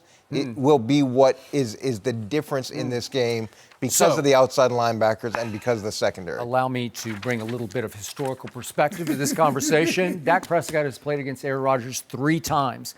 His QBR, and I know you don't love QBR, but I really believe in it because it takes into account everything the quarterback does in the game, including with his legs. Dak's average QBR in those 3 games against Aaron Rodgers has been 80. Aaron's has been 62. He's outplayed him all 3 times, and Dak has thrown 9 touchdown passes to 3 interceptions versus Aaron's 6 touchdown passes to 2. Fairly close, but again, advantage Dak. Aaron Rodgers brings the best out of Dak Prescott, and he played extraordinarily well in that playoff game when he brought them back from 21-3 down to 31 all tie. It was extraordinary. He threw for 302 that day and 3 touchdowns. So don't give me that he can't throw and that he's the liability on this team, because I'm going to dig in on this. The trap, the way they're going to lose this game is if they fall back into the Zeke trap. It has become a trap. I'm going on my eye test. I know Ezekiel Elliott, and I do not see the burst. I don't see the slither. I don't see the little bit of make you miss that I used to see. Maybe it's a Cabo thing. Maybe he's just not playing his way into game shape yet. Maybe I'll see a different Zeke, but I'm not seeing 2016 Zeke right now. I'm just not. My quarterback has been extraordinary. He's leading the NFL in QBR, albeit against high school teams. Okay, You want a high let's say school that. team? Well, yeah, okay. Okay, you got it. But Bill Barnwell has Dak Prescott ranked 2nd in his MVP race. He's on ESPN.com, and he's a real expert. I have a lot of What about me? I ain't no respect. expert. You're a football player. But and the quote from Bill Barnwell is, Dak Prescott has played his tail off through the first 4 weeks. He has. They go as he goes. And I want to see him go with the football, running it a little more, because they haven't run near enough zone reads, some option keeps, some quarterback draws, because he's a Jalen Hurts of a runner. I don't know if you've gotten to see Jalen Hurts run the ball for the University of Oklahoma. He's a big, strong kid. Dak's a big, strong man. He's 6'2", goes about 235 or 40, and he runs powerfully, and he can gash you with the run. And he can throw it. And if they'll throw it more on first down, maybe you can weave in Zeke on second or third down if it's third and short. That's fine with me. But I'm telling you, they will go as far as he carries them in this game. And if you fall into the 40-carry Zeke trap, you'll lose this game. 25-30. You don't need 40. 25-30. 30. As much as Aaron Rodgers may bring out the best in Dak, the Cowboys bring out the best in Aaron Rodgers. I totally agree. I'm with you. And that's a problem. And if you're right on Zeke, your Cowboys have a much bigger problem, because if you think that this team is going to be carried by Dak as opposed to Zeke, it's not. It starts with Zeke, and he allows Dak to play better. This team throws it to run it. That's how it's going to do it the rest of the year. And it's really been doing it if you go back the last 12 games, the 10 games last year. At the end of the year, once they got Amari Cooper, just go back and look what started happening. Zeke started getting 100 yards. Dak Prescott led the league in completions over the last 10 games last year. And don't forget, over his first 3 years, he led the whole NFL in game-winning drives. When it's time, push comes to shove, when you push the money to the center of the table, I want the ball in my quarterbacks. No, it's my quarterbacks. But see, Skip, you keep telling me Dak led the league in completion, but you won't tell the people that Zeke led the league in rushing. Okay. Those last 10 games. Chicken or egg? Chicken or egg? Okay, then. No, but you trying to make it seem like Dak. And those come-from-behind wins, that Pittsburgh, when Tony Romo went in the locker room and told Stephen Jones what that kid just did. Oh. Do you remember what he said? Yeah. It was effing unbelievable. Oh. That's when Tony Romo conceded the job to Dak Prescott. Sorry about that. It was at your place. But you know what happened? Zeke went for $130 and had 97 yards receiving, had an 80-yard screen. Yeah, but he had an 80-yard screen, and then he had like a 60-yard run to ice the game. Because what happened, Shannon? What happened? Pittsburgh completely blew the defense. Didn't Shannon Sharpe make that case? Let me show you the tape. Yeah, but Dak didn't throw it. But Skip, see, you keep I'm with E-Man. E-Man don't like QBR. I don't like QBR. Because you know why? Because you said Dak and Aaron Rodgers hooked up, locked horns 3 times. 3 times. And you tell me Dak has a QBR of 80. Average 80. Aaron Rodgers has a QBR of 62. Yep. But here comes the Nicki Minaj butt. A-Rod is 2-1. So what you want? You want that 80 QBR or you want these dubs? Now, at my restaurant, that's all you get. You don't get. I don't give off of water, E-Man. At my restaurant, you get a L or you get a dub. And your guy come to my restaurant to get these hot L's. My guy got an L because Mason Crossbar hit the 2 luckiest field goals in the history of playoff field goals. One was sliced and one was snap hooked, and they both went through the uprights. God only knows why. Or maybe somebody down below knows why. I don't know. Well, when you look at quarterbacks, to me, it's always, did they make the people around them better? And with Dak Prescott, the conversation before they got Amari Cooper is he needs more weapons. He needs more weapons. Well, he needs no more weapons. Well, okay, but you don't hear anybody. Who his leading receiver was for the first 8 games last year? It was Zeke. Wait a second. Here I'm going to close this case. Okay. Guess what the Dallas Cowboys were through 8 games last year? Help me out. 3 and 5. Right. The leading receiver was the running back. Yeah. The running back was completely healthy. He was leading the league in rushing. 3 and 5. Yeah, because you're quarterback. And all of a sudden, they turned into a passing football team. You know why? Because you know why, Skip? And they went on a run. Because they could stack the line, and your guy couldn't make throws. Hey, you've been a head coach. You've helped put teams together. What's the kicker's job? To make field goals, right? Yeah. So in other words, Mason Crosby did his job. If I'm not mistaken, the Patriots mantra: do your job. So if you're the field goal kicker, you come on, kick a 56-yarder. You're supposed to split the upright. There's this thing at the end, at the back of the end zone. Split. That was the operative word. Split the upright. If it goes in, he split it. You're going to slice a dying quail that barely ekes over the crossbar?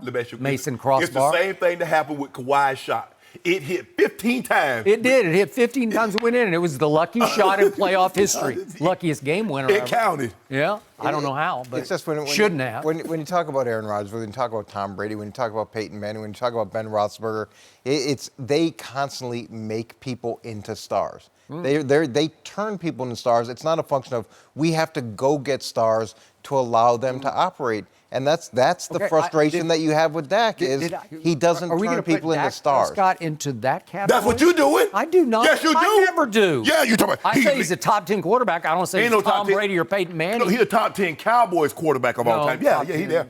NFL quarterback. You signed off on that earlier. No, he was ranked 7th. At the quarter pole. Oh. We'll see where he is at the end of the year. When you think of franchise quarterbacks, when you think of people that can lead an organization, that can go out and win those games on a consistent basis, he wants to be held in that regard. He wants to be in that discussion. He wants to be paid like that. And to some degree, you're saying that he should be featured like that. And it's worked in Dallas because of the running game. This team loves its quarterback the way a lot of teams don't love its quarterback. He is the face of this franchise. He is the leader of that locker room, and he is the playmaker on this team. And go break down the tape of the Seattle playoff game last year and tell me what you saw, because my quarterback made all the key plays in the game to outplay Russell Wilson and beat the Seattle Seahawks in a playoff game. And I'm not saying that the team doesn't love him. He's got great character. He's got great work ethic.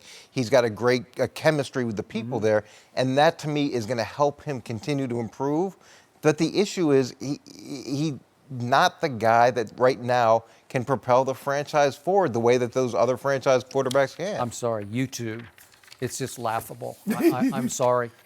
In the end, he is the most underappreciated, overcriticized quarterback in the history of pro football. If you look at all of his accomplishments for 3.25 years, it's outrageous that people still say, he's just really not that good.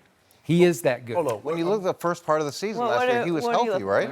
Rings. When they weren't very good, and then they had to go get people, and then he played okay. But they had nobody to throw to. They didn't have a number 1 or a number 2. And they didn't have anybody that can get it to him. No mercy.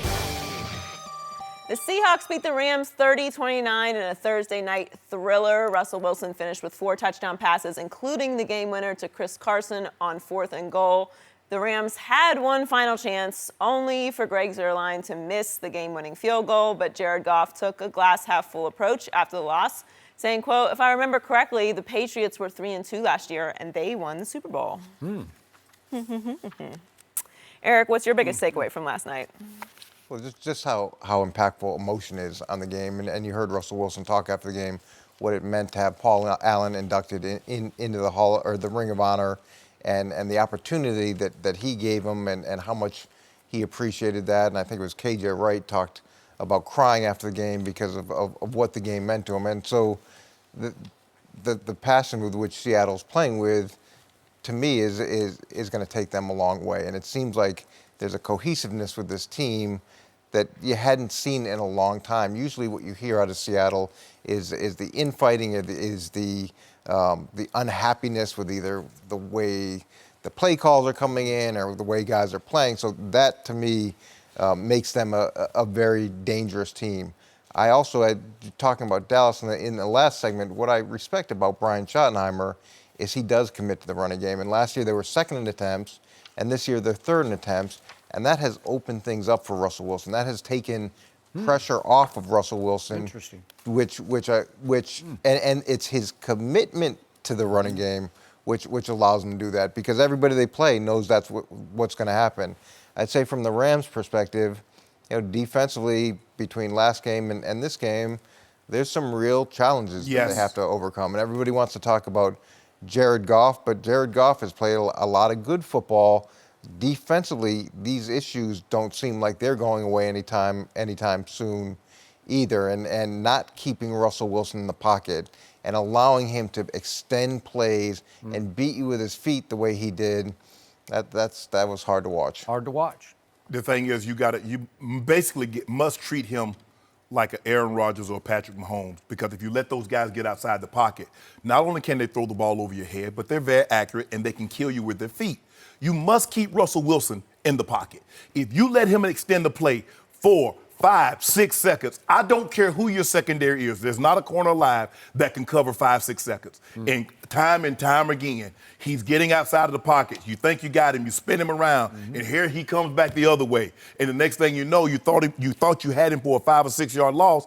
He has a 17-yard completion. You think you got him for a loss, he's thrown for a touchdown. You think you got him, and he throws the game winner. He's just unbelievable.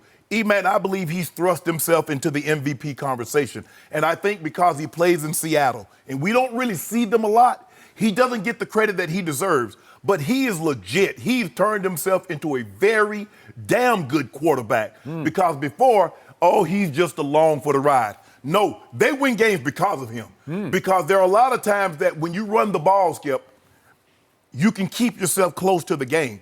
Because this is what happens. If you don't have a quarterback that can do what he does at the end, it doesn't matter to be close. You got to find a way to go win it. And he can find a way to go win you ball games. Those 4 touchdowns, Seattle's going to be a tough out. They're going to be now.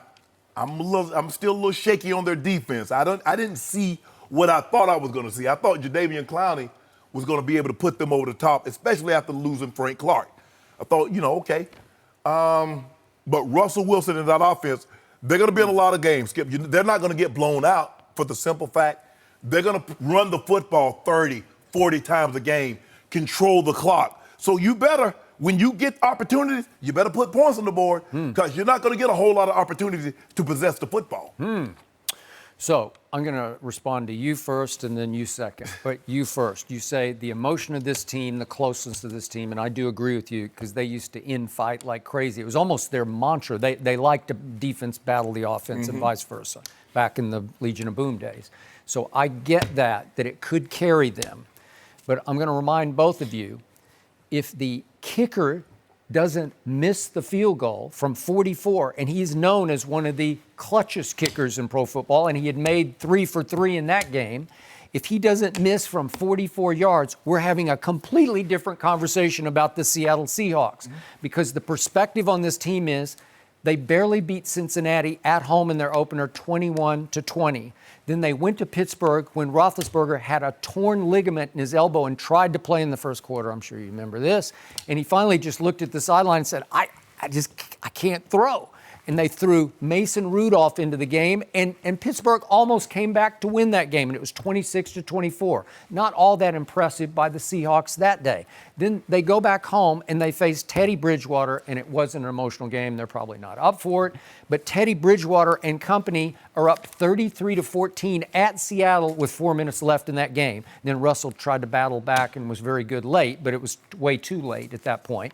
And then last night, it took Greg the Leg going right, wide right, or we're having a different conversation, right? So you said it well could, the emotion well could carry them, but I'm not seeing a dominating football team yet. Sometimes you got to catch a break, though, Skip. Sometimes well, that's a break. Yeah. Because that guy, again, I predicted yesterday he would hit a walk-off field goal, and I'm sitting in my little room. It's down in the flats. He's way up in Bel Air at the top of the hill. You want to come gloat. You was going to come out. I know you was on there. Well, I'm like, gloat. I got this. I got this. And then I don't got this? Nope. Are you kidding? Another kicker goes south, goes sideways? Yeah, look, in every game, there's about a handful of plays that can dramatically change the complexion of the game.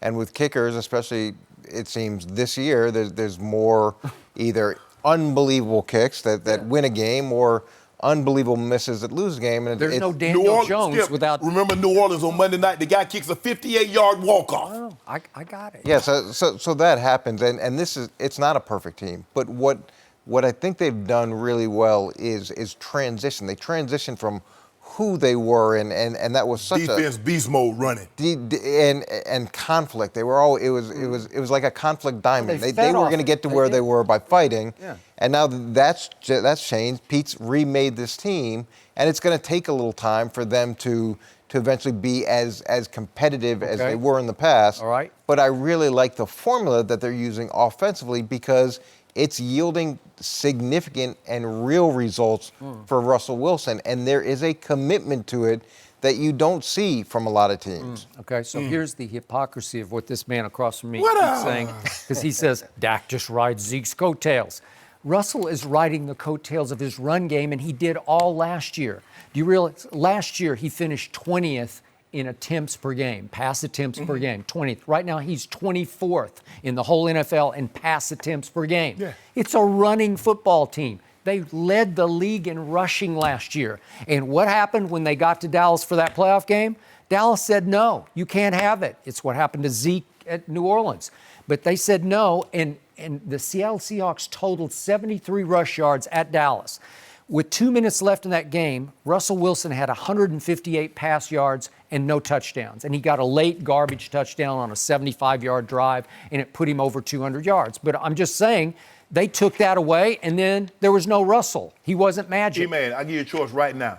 You can have Russell Wilson, you have Dak Prescott. Who you taking? Russell Wilson. Oh. Well, I'll let you have him. You can have it.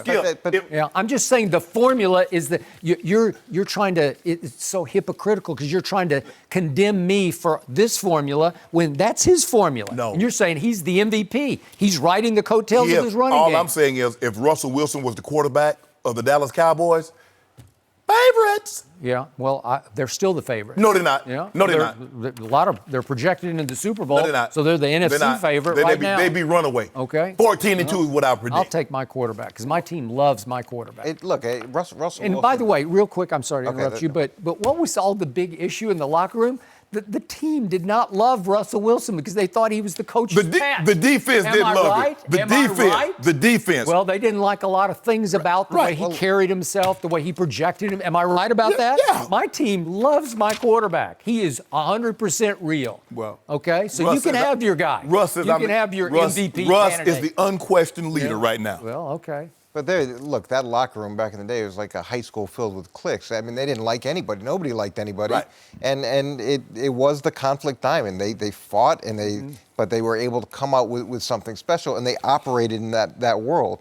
It's changed dramatically. And when you look at the plays that Russell Wilson can make with his feet, He can make plays. It's dramatically different than what Dak can do with his Wrong. feet. Yeah, but stop it, Skip. Wait. We don't have this play queued up. The play of the game against Russell Wilson was a run my quarterback made, and it was spectacular on a quarterback draw up the middle on what was it, 3rd and But see, all the 12? plays that we showed, Remember that? Russ ain't doing no running. Russ ain't doing no running. Oh, stop All it. He was throwing. running like crazy. All throwing. But Skip, you got to go find that play. Russell Wilson makes those plays every single week, every single game. Those play, and he did it in college. You watch this guy, and he changes the complexion. If you give him a crack, he's like water. He finds the opening, he extends the plays, and he does great things down the field. How did they lose? I don't know. Who was the star of the game? If you had to rate a star of the game in that game, Zeke. Stop it.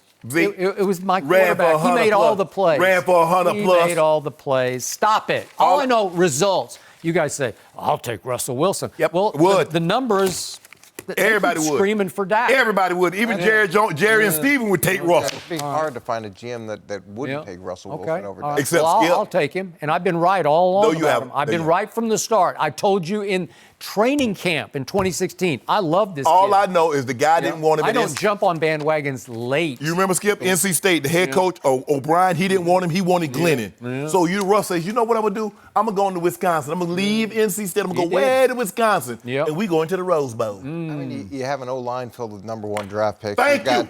You've got arguably the best running back in football. Thank You've got you. to trade for a number 1 wide Thank receiver. you. And all that stuff is in support of the guy that if you're a franchise guy, if you're a force multiplier, if you're a difference maker, you make the people around you better. New England's on their 4th left tackle.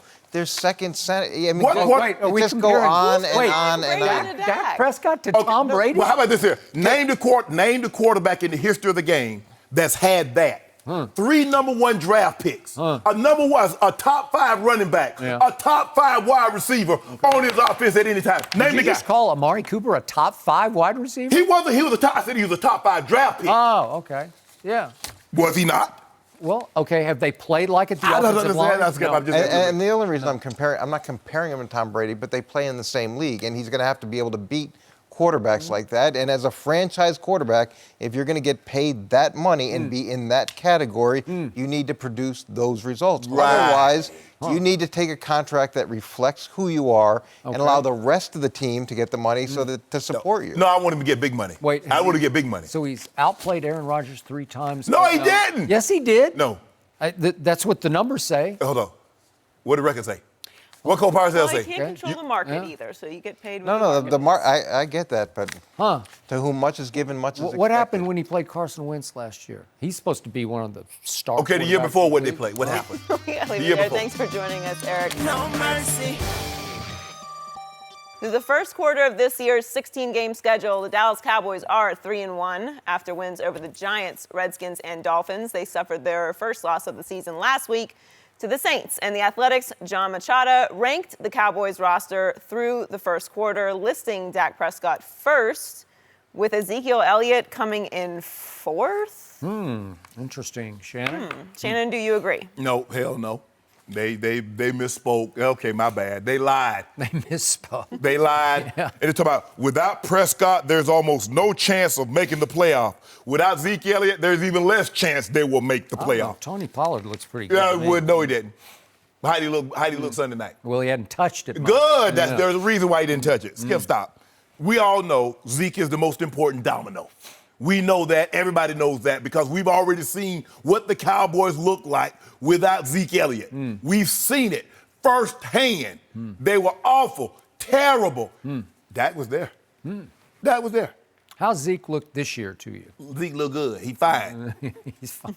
Your guy, I mean, Skip, you're basing it on looking good against the Giants, but this was a different Giants team with Eli. Come on. I mean, Washington. Ooh. Miami. I'm sorry, Joy. Ooh. So stop it. You play a real team. How did Dak look Sunday night? That's what I need to know. Not good. So stop this.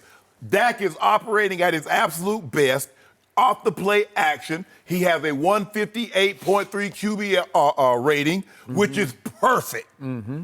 Off of play action, which means teams are biting up trying to stop Zeke.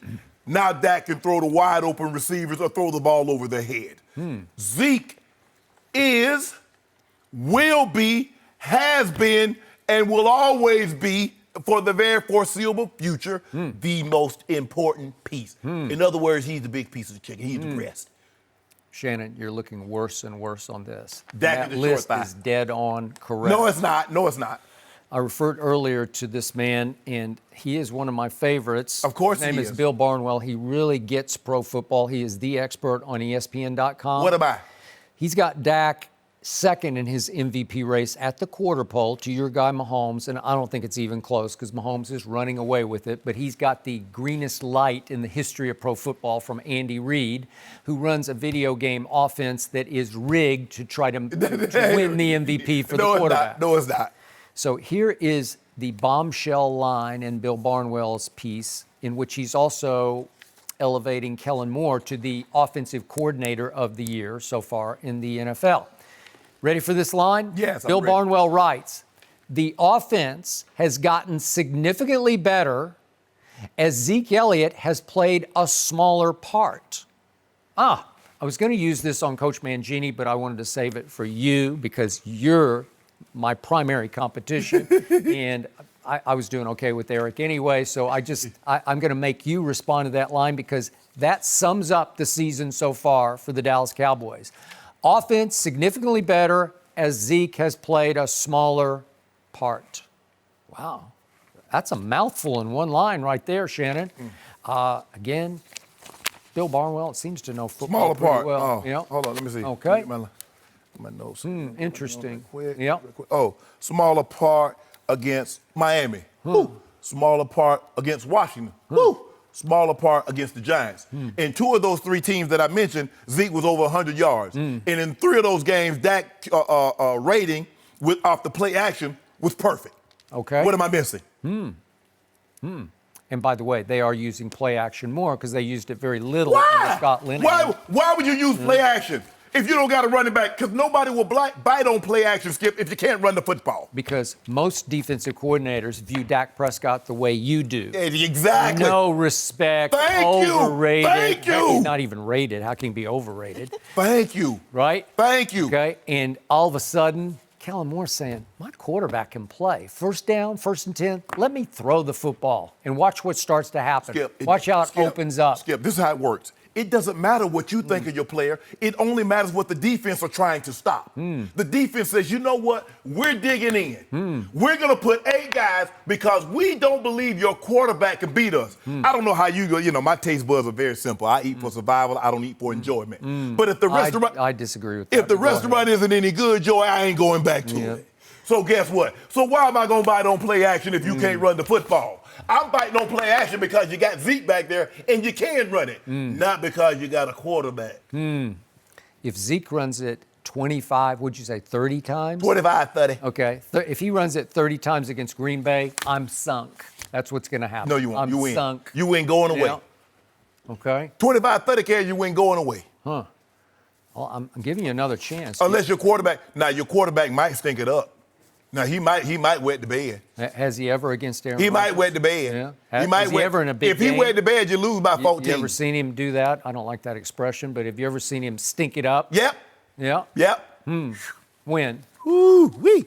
He does. You got nothing. You're just making things up now. Yes. Again. Hold up. You remember the playoff game?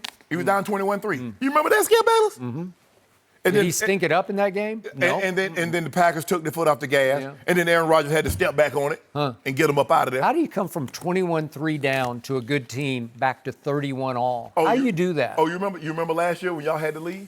Y'all had to lead a half, right? Yeah. Oh, what happened? 2 years, is 2017, you mean? No. I'm talking about last year. Didn't y'all play them last year? Mm-mm. Y'all didn't play them last year when Devontae caught that game-winning touchdown on the deal. 2017. Oh, okay. Is that what you mean? Yeah, was it the last time he was at Jerry World? 2017. Okay. That was 2017? Yeah. Okay. 21-12 at halftime, 21-15 after three quarters. Y'all had to lead at halftime? Yeah. Hold on. Dak can't play safety. Oh, not that can't play safety. Don't look from the looks of it, he wasn't playing very good quarterback either. He was playing pretty good. You know what his QBR was that day? 97 on a scale of 0 to 100. What? He wasn't playing good quarterback. I don't know how he did it, but he did it.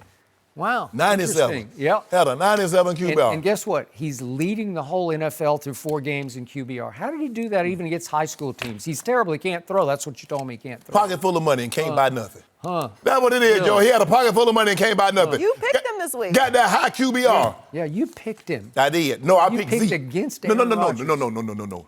I picked the Cowboys in spite of him because I'm expecting Zeke to go bonkers. Not him. In the end, the NFL is a quarterback's game, and if Aaron Rodgers is a transcendent thrower of the football, there is no way you can't pick Aaron Rodgers to win this game. I can. Coach Mangini it was like open and shut case to him. Because he believes that Kellen Moore is going to put the ball in Dak Prescott's hand. I sure hope he does. And then you're going to come in here and be disappointed like you were last week. And see that energy that you got, how your head was down? Yeah. That's how you'll be on Monday. Whose hands did they put the ball in at New Orleans? Every 1st and 10 through the whole first half, it went Zeke 1, Zeke 0, Zeke 2. I'm like, give me a break. It doesn't work. No, what Throwing works. What didn't work with your quarterback? That wasn't working. Yep. And plus, Amari was a little nicked, and you told me, see, I told you he got an MRI on Tuesday. Nobody gets an MRI unless they need it. But you want me to take the Packers when Devontae has not done anything. Did he jog? Oh, when he run a marathon, he's going to play in a football game. No, he jogged. On the side. People who run marathons, they're running fast, man. Yeah. Trust me. I can promise you guys that run that play football run I fast. know, but don't say you're jogging in a marathon. They're jogging. A lot of people, no. The only people that's trying to win are the people that go off first. If you ain't in that first group, if you're in that first 100, you ain't trying to win. You're trying to get a PR, maybe try to PR like you. They let you off at the back. Oh, really? Yeah. Oh, so in my best marathon, I averaged 6:22 a mile. Do you think you could run a 6-minute mile right now? No. Okay, thank you. Is that jogging? I mean, get in my car. I dare anybody to go out and run a 6-minute mile and jog it. I don't know. I mean, right now, Yeah. I probably couldn't get in my car and go 6 minutes. Okay. But I'm just saying. I told you drive 6:22 slow. a mile. Well, Skip, that was a long time ago. That was when you was in your 20s. No, I was in my 30s. No, 20. Yeah. Like 26, No, 27. I You was was in your not. I prime. was not. Feeling good. No mercy. All right, let's switch gears to the Lakers. LeBron has already stated that he wants the offense to run through Anthony Davis. And yesterday after practice, LeBron said that his role in the offense, whether it's on ball or off ball, does not matter to him. The new look Lakers start their season in less than 3 weeks against the Clippers. Shannon, do you believe LeBron? Of course. It doesn't matter, Skip. It doesn't matter what position he plays. I mean, he can play basically any position anyway. He can play 1 through 5. We've known that. We've seen him play the position. Now, he has a little trouble not guarding, 1 through 5. But, He's got a lot of trouble. whatever, Skip Bayless. It's not your turn. I didn't ask you this time. Skip, look. LeBron is willing to give in. Skip, we've seen this. When he was in Miami, he had no problem turning it over to D-Wade. Trust D-Wade. He had no problem turning things over to. Dwayne turned everything over to LeBron. No, but he was going back and forth. It was a conflict because he's like, man, this is D-Wade, Wade County. And D-Wade, they had an intervention. D-Wade said, look, bro, I need you to be LeBron. I'm going to step back. do you. Didn't Dwayne say, I'm going to be Robin? Yes, that's Right? I just said that, Skip. Okay, go ahead. Kyrie. Turn it over to Kyrie. Kyrie's final season in Cleveland, Kyrie took more shots. But let me tell you what will happen. LeBron ain't got no problem. Rondo, whomever's running the offense. But if you monkeyed it up, LeBron's like, oh, get out the way. I done gave you an opportunity. You monked it up, so now it's my turn. Okay. He let Ingram bring the ball up. He let Kuzma bring it up. He let Lonzo. But when they go 3 or 4 possessions and they don't get good shots or they get turnovers, get out the ball. You done mess your turn up. Now it's my turn. Let the offense go. Let's go. So that's how he's going to do it. We're going to play through AD. Got no problem with that. And some guys, hey, Rondo might bring it up. Caldwell Pope, Kuzma, got no problem. But if you mess it up, we're going to get back because, we do, Skip.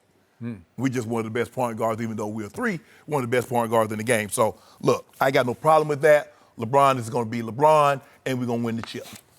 How you like that? How many cases you want on the chip? I already told you, we already got our cases. Do we? We're going to win 56 games. Okay. I think that's what we bet on, though, but we didn't bet on the chip. It's coming. Yeah, I haven't heard you leap to the chip. Championship Chip. of the Yeah. NBA? Yeah. Chip. No, maybe it's of the No. G League? I don't know. Shit. Oh, stop playing. Yeah. Huh. Okay. Okay, I'm going to explain to you what's happening with LeBron James right here, right now. As the season fast approaches, he has shifted into full-on blame deflection Oh, my mode. goodness. Here you go, Skip. He's in full-on pressure alleviation mode because now he's all about, I went quiet all summer. No, you didn't. You're all but screaming on social media, comeback season for the ages. You know it and I know it. But now that camp is here and it's upon us, we got to play through AD. You wouldn't go get AD without playing through him. Why wouldn't you play through him? Put the pressure on him. Don't put it on me because I don't know exactly what I'm going to be in year 17. But hold on. See, now we got a problem believing in what LeBron is saying. But you got no problem with James Harden and Russell Westbrook saying they ain't got no problem playing off the ball. You got no problem. Paul George and Kawhi Leonard played the exact same position. You got no problem when they say, oh, we ain't got no problem playing together. But LeBron says, oh, he a liar. Who's the best player on the planet? The best player ever on the planet. Who's still the best player is who, says Shannon. LeBron James. Thank you. Yeah. Okay, so what do I care about Russell Westbrook right now? I don't care. Yeah, no. I only care about your guy. No. They're going to win the chip, says Shannon Sharpe. But right? you talk about Paul George and Kawhi, but you said, oh, the Clippers are a little better right now. You're going to find out the hard way on the 22nd. Yeah. I did like it yesterday that, albeit in an inter-squad Oh, you said scrimmage. that pull up 3? Yeah, he Can we pulled show up. that? It was late. It was late in the practice, back in the scrimmage. Shot clock. Yeah. Late in the Okay. shot clock. Yeah, Do we got have that? it? I don't know if we have it or We not. got it. Yeah. We got it. Oh, we do have it. Boom. But guess what happened after that? That's very They Steph. come up the other way, but we don't have that. Yeah, here we go. That's very Steph Curry. Here we That's come. very Steph Oh, now Curry. we go the other way. Wait a second. Oh, LeBron fouled Rondo. Rondo gonna miss him. Oh, you can't foul him in that situation. You're 6'9". Rondo's 6'1", maybe, 6 feet, maybe. And Rondo goes to the free throw line and beats LeBron's team at the buzzer No, he by didn't. making free throws. No, yes, he did. Who said that? Huh. I don't believe it. Wow, I don't interesting. believe it. Because Hold on. Rondo had picked LeBron's pocket. Go ahead. No, he didn't. He did not pick LeBron's pocket. No, he didn't. You saw LeBron hit that 3 like Steph Curry. Yeah. That was very Steph. Was that a walk-off? Did that end the scrimmage? No. No, there's still seconds left. And again, the guy who can't sit in the chair anymore, LeBron James, the guy whose defense is afterthought at best. First of all, Skip Bayless, that was not his guy. You see what you did now? I didn't do anything. No. Now, what if Rondo passes the ball to the guy LeBron was supposed to be guarding? He hits the shot. Then you gonna say, see, he needs Kuzma to push him out there to guard him. Well, he did last year. Now, here he is. He stopped. He falls back into the lane to try to stop Rondo, and he fouled. Well, see, he can't sit in the chair. Well, damn, Skip. Well, He only which one is it? person. Exactly. Yeah. I'm asking you. He went from clutch, shockingly clutch, to shockingly unclutch. No, he always been clutch. Yeah, really? That's the biggest misnomer yet. No, really? I don't think that's He's a 12 and misnomer. 23. Yeah.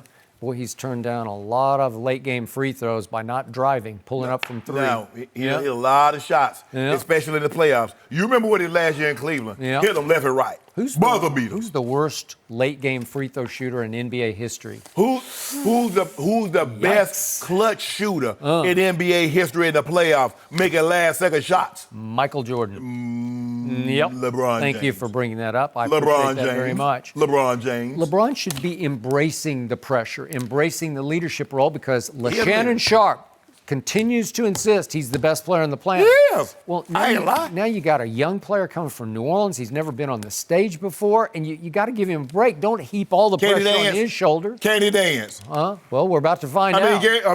Michael Jackson from Gary, Indiana. Yep. He wasn't from L.A. He wasn't from New York. Yep. But his dad said, that boy there, he's special. Yep. Put him out there, what he do? Okay, AD, we're going to put him out there, and we're going to show you what he can do. Well. You're going to find out the hard way. Okay, but Because you LeBron's keep going to doubting sit AD. over in the shadows, and then when AD fails, he's going to tell the media, I thought he was better. No, LeBron going to sit in the shadows and average about 25, 10, and 6. I hope so, because he could roll out of bed with those numbers. No, don't do right? that, Skip. Yeah. I know Really who got could. win the championship, huh? Yeah, we got that. And I'm going to be right there. I'm going to be right there. Well, I know you're going to be there on opening night because Paul George will not be right there on opening night. Because I'm calling around trying to get. It's the Clippers, so I got to find some Clipper people. Oh, do you? Yeah. Oh, because it's their home game. Yes, they're home. Oh, okay. No mercy. Dallas lost their first game of the season last weekend, and Cowboys fans are panicking. According to SB Nation, Cowboys fans' confidence in the team dropped from 95% all the way down to 65% after the Saints loss. Confidence levels peaked in Week 3 at 96%. Shannon, what does this tell you? Front runners. That's what it tells me what Cowboy fans are, what they've always been. Front runners. And I know a guy that's front runs like the best of them. Carl Lee Booker, off the hook owner in Atlanta. He's the biggest Cowboys fan next to you. And every year he gets, we going to do this. We going to do so much. And as soon as you lose, just like the rest of the Cowboys, overboard you go. You jump ship. All this is foreshadowing of things to come. More of you guys going to be jumping off the ship. Take the poll in 2 weeks, it'll be down to about 50%. Take it in 6 weeks, you'll be all the way down to 30%. And guess what? By week 14, you'll be all the way down to 10. Because then it becomes crystal clear that you're not going to the playoffs. You picked Dallas to beat Green Bay. I don't care about that. Yeah. Cowboy fans have seen this story far too many times in the last quarter century. You know how this ends. Yeah, it's going to end really great. No, it's not. So here's my problem with this poll. No, you got a problem with the poll. survey. Well, what I don't know is what kind of Cowboy fan got surveyed here, got polled. What do you mean, what type? Because there are two distinct types of Cowboy fans. There are the old school, diehard, faithful, dyed in the metallic blue wool Cowboy fans. I'd like to think I'm one of those. And then there are a whole lot of peripheral fans who fall into your category that you just condemned because they are fair weather, they are front runner, they are here today, gone tomorrow. And if the team loses 12-10 because Jason Witten fumbled and then Zeke fumbled, they're like, I'm out, I got no use. And those are the fans who fear Aaron Rodgers. I think all Cowboy fans do because he has, to your point, he has owned the Dallas Cowboys. And he is very comfortable at Jerry World, and he's won his last 2 trips at Jerry World, and he is 6-2 lifetime against Dallas. Well, the old diehard that's in the metallic blue and silver are not as smart as these smart fans, the new age fans, because they smart enough to know how this thing's going to turn out, and they jump off. Really? You let it crash into a building. So guess who the all-time fair weather front-running Cowboy fan is?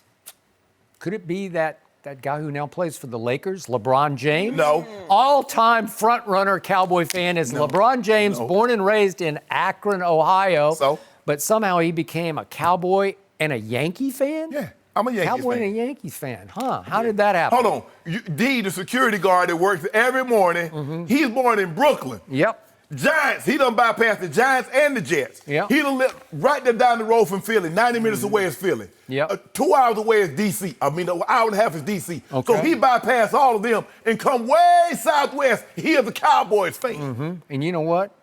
He's dyed in the metallic blue wool because he is faithful. When I walked in this morning, first thing he said, we got this. Yeah. Feel good. No, but Feel good. Oh, that's what you said, D. Yeah. But you told me His this morning. confidence factor was like 98%. Oh, that's funny because Yeah. when I walked in about 10 minutes earlier, Yeah. he's like, "But Shannon, I'm not delusional like a lot of these Cowboy fans." But now all of a sudden he got some courage. D, I saw you. I think you just put words in his mouth. No, I didn't put And no he's word. gonna call you No. on that. D said, I'm not delusional. No, that's what D said. Okay. Well, some of the front runners are delusional because then they just smart. say, I'm out. They smart. Yeah. What? I'm not finna stand in the road and get hit by a bus. Huh. I'm gonna move out the way. Really? Well, you didn't move out of the way. You picked Dallas Yeah. over Aaron Rodgers. He's your quarterback. No. It's the quarterback you've loved the most, Aaron Rodgers. You'll win this week. Okay. But things are coming down the pipeline. Okay. Mainly the Eagles twice. Well, then- mainly the Patriots. Okay. Next week That's three losses go right to there. Go to the Jets next week. Oh, really? Skip Sam Bayless? Darnold back? Really? I don't know. Skip Bayless? Okay. Well, I'm just saying you were predicting in 2 weeks everybody's jumped off the bandwagon. Yeah. Oh, no. Okay. So When now you when just play- predicted when- Dallas is going to win the next 2 games. No. When you play the Eagles. My bad. When you play the Eagles. October 20th. That's 3 weeks, right? That's okay, at 3 home. weeks. Okay, 3 At weeks home. after that. Okay, Yep. that Monday after that, you'll be down to 50%. Okay. You at 65 now. After that game, you'll be at 50. And you'll come okay, up when with you play some when you lame play New excuse. England. When My backup DB is hurt. No. Yeah. When you play New England, after you lose to New England by about 25, because your quarterback, Coach Belichick, gonna do a number on your quarterback. Yeah, I already told you we will lose that. No, I game. want to hear that. Yeah. No. I already predicted. No. You said you told you psychological. I already predicted. Well, you got to stop saying you this week. It's a we this week. Ain't no we. You don't care about your pick. It's got to be a we. I love diehard, faithful Cowboy fans. Yeah, They're delusional. the best. You Yep. got it right. Delusional, die hard. That's what they are, delusional. Because every year you say, "Oh, we going, Shannon. This gonna be a year. How about them Cowboys? This gonna be our year this year." And then all of a sudden you don't. As soon as you see you're not gonna go to the Super Bowl, you're not Yep. gonna make the playoffs. Yep. Wait the next year, Shannon. We'll get you next year. I remember the first year, it was a lot of, how about them Cowboys? Yep. And then what happened? Lost a 13 lot and of 3 dudes. worth. And then what happened? And I told you what was gonna Aaron happen. Rodgers happened. No mercy. Thank you for listening to the Undisputed Podcast. I'm Jenny Taft. Keep an eye out for the weekend edition of the podcast tomorrow morning, featuring this week's best segments. Have a great weekend, everyone. Fox Sports. One of one.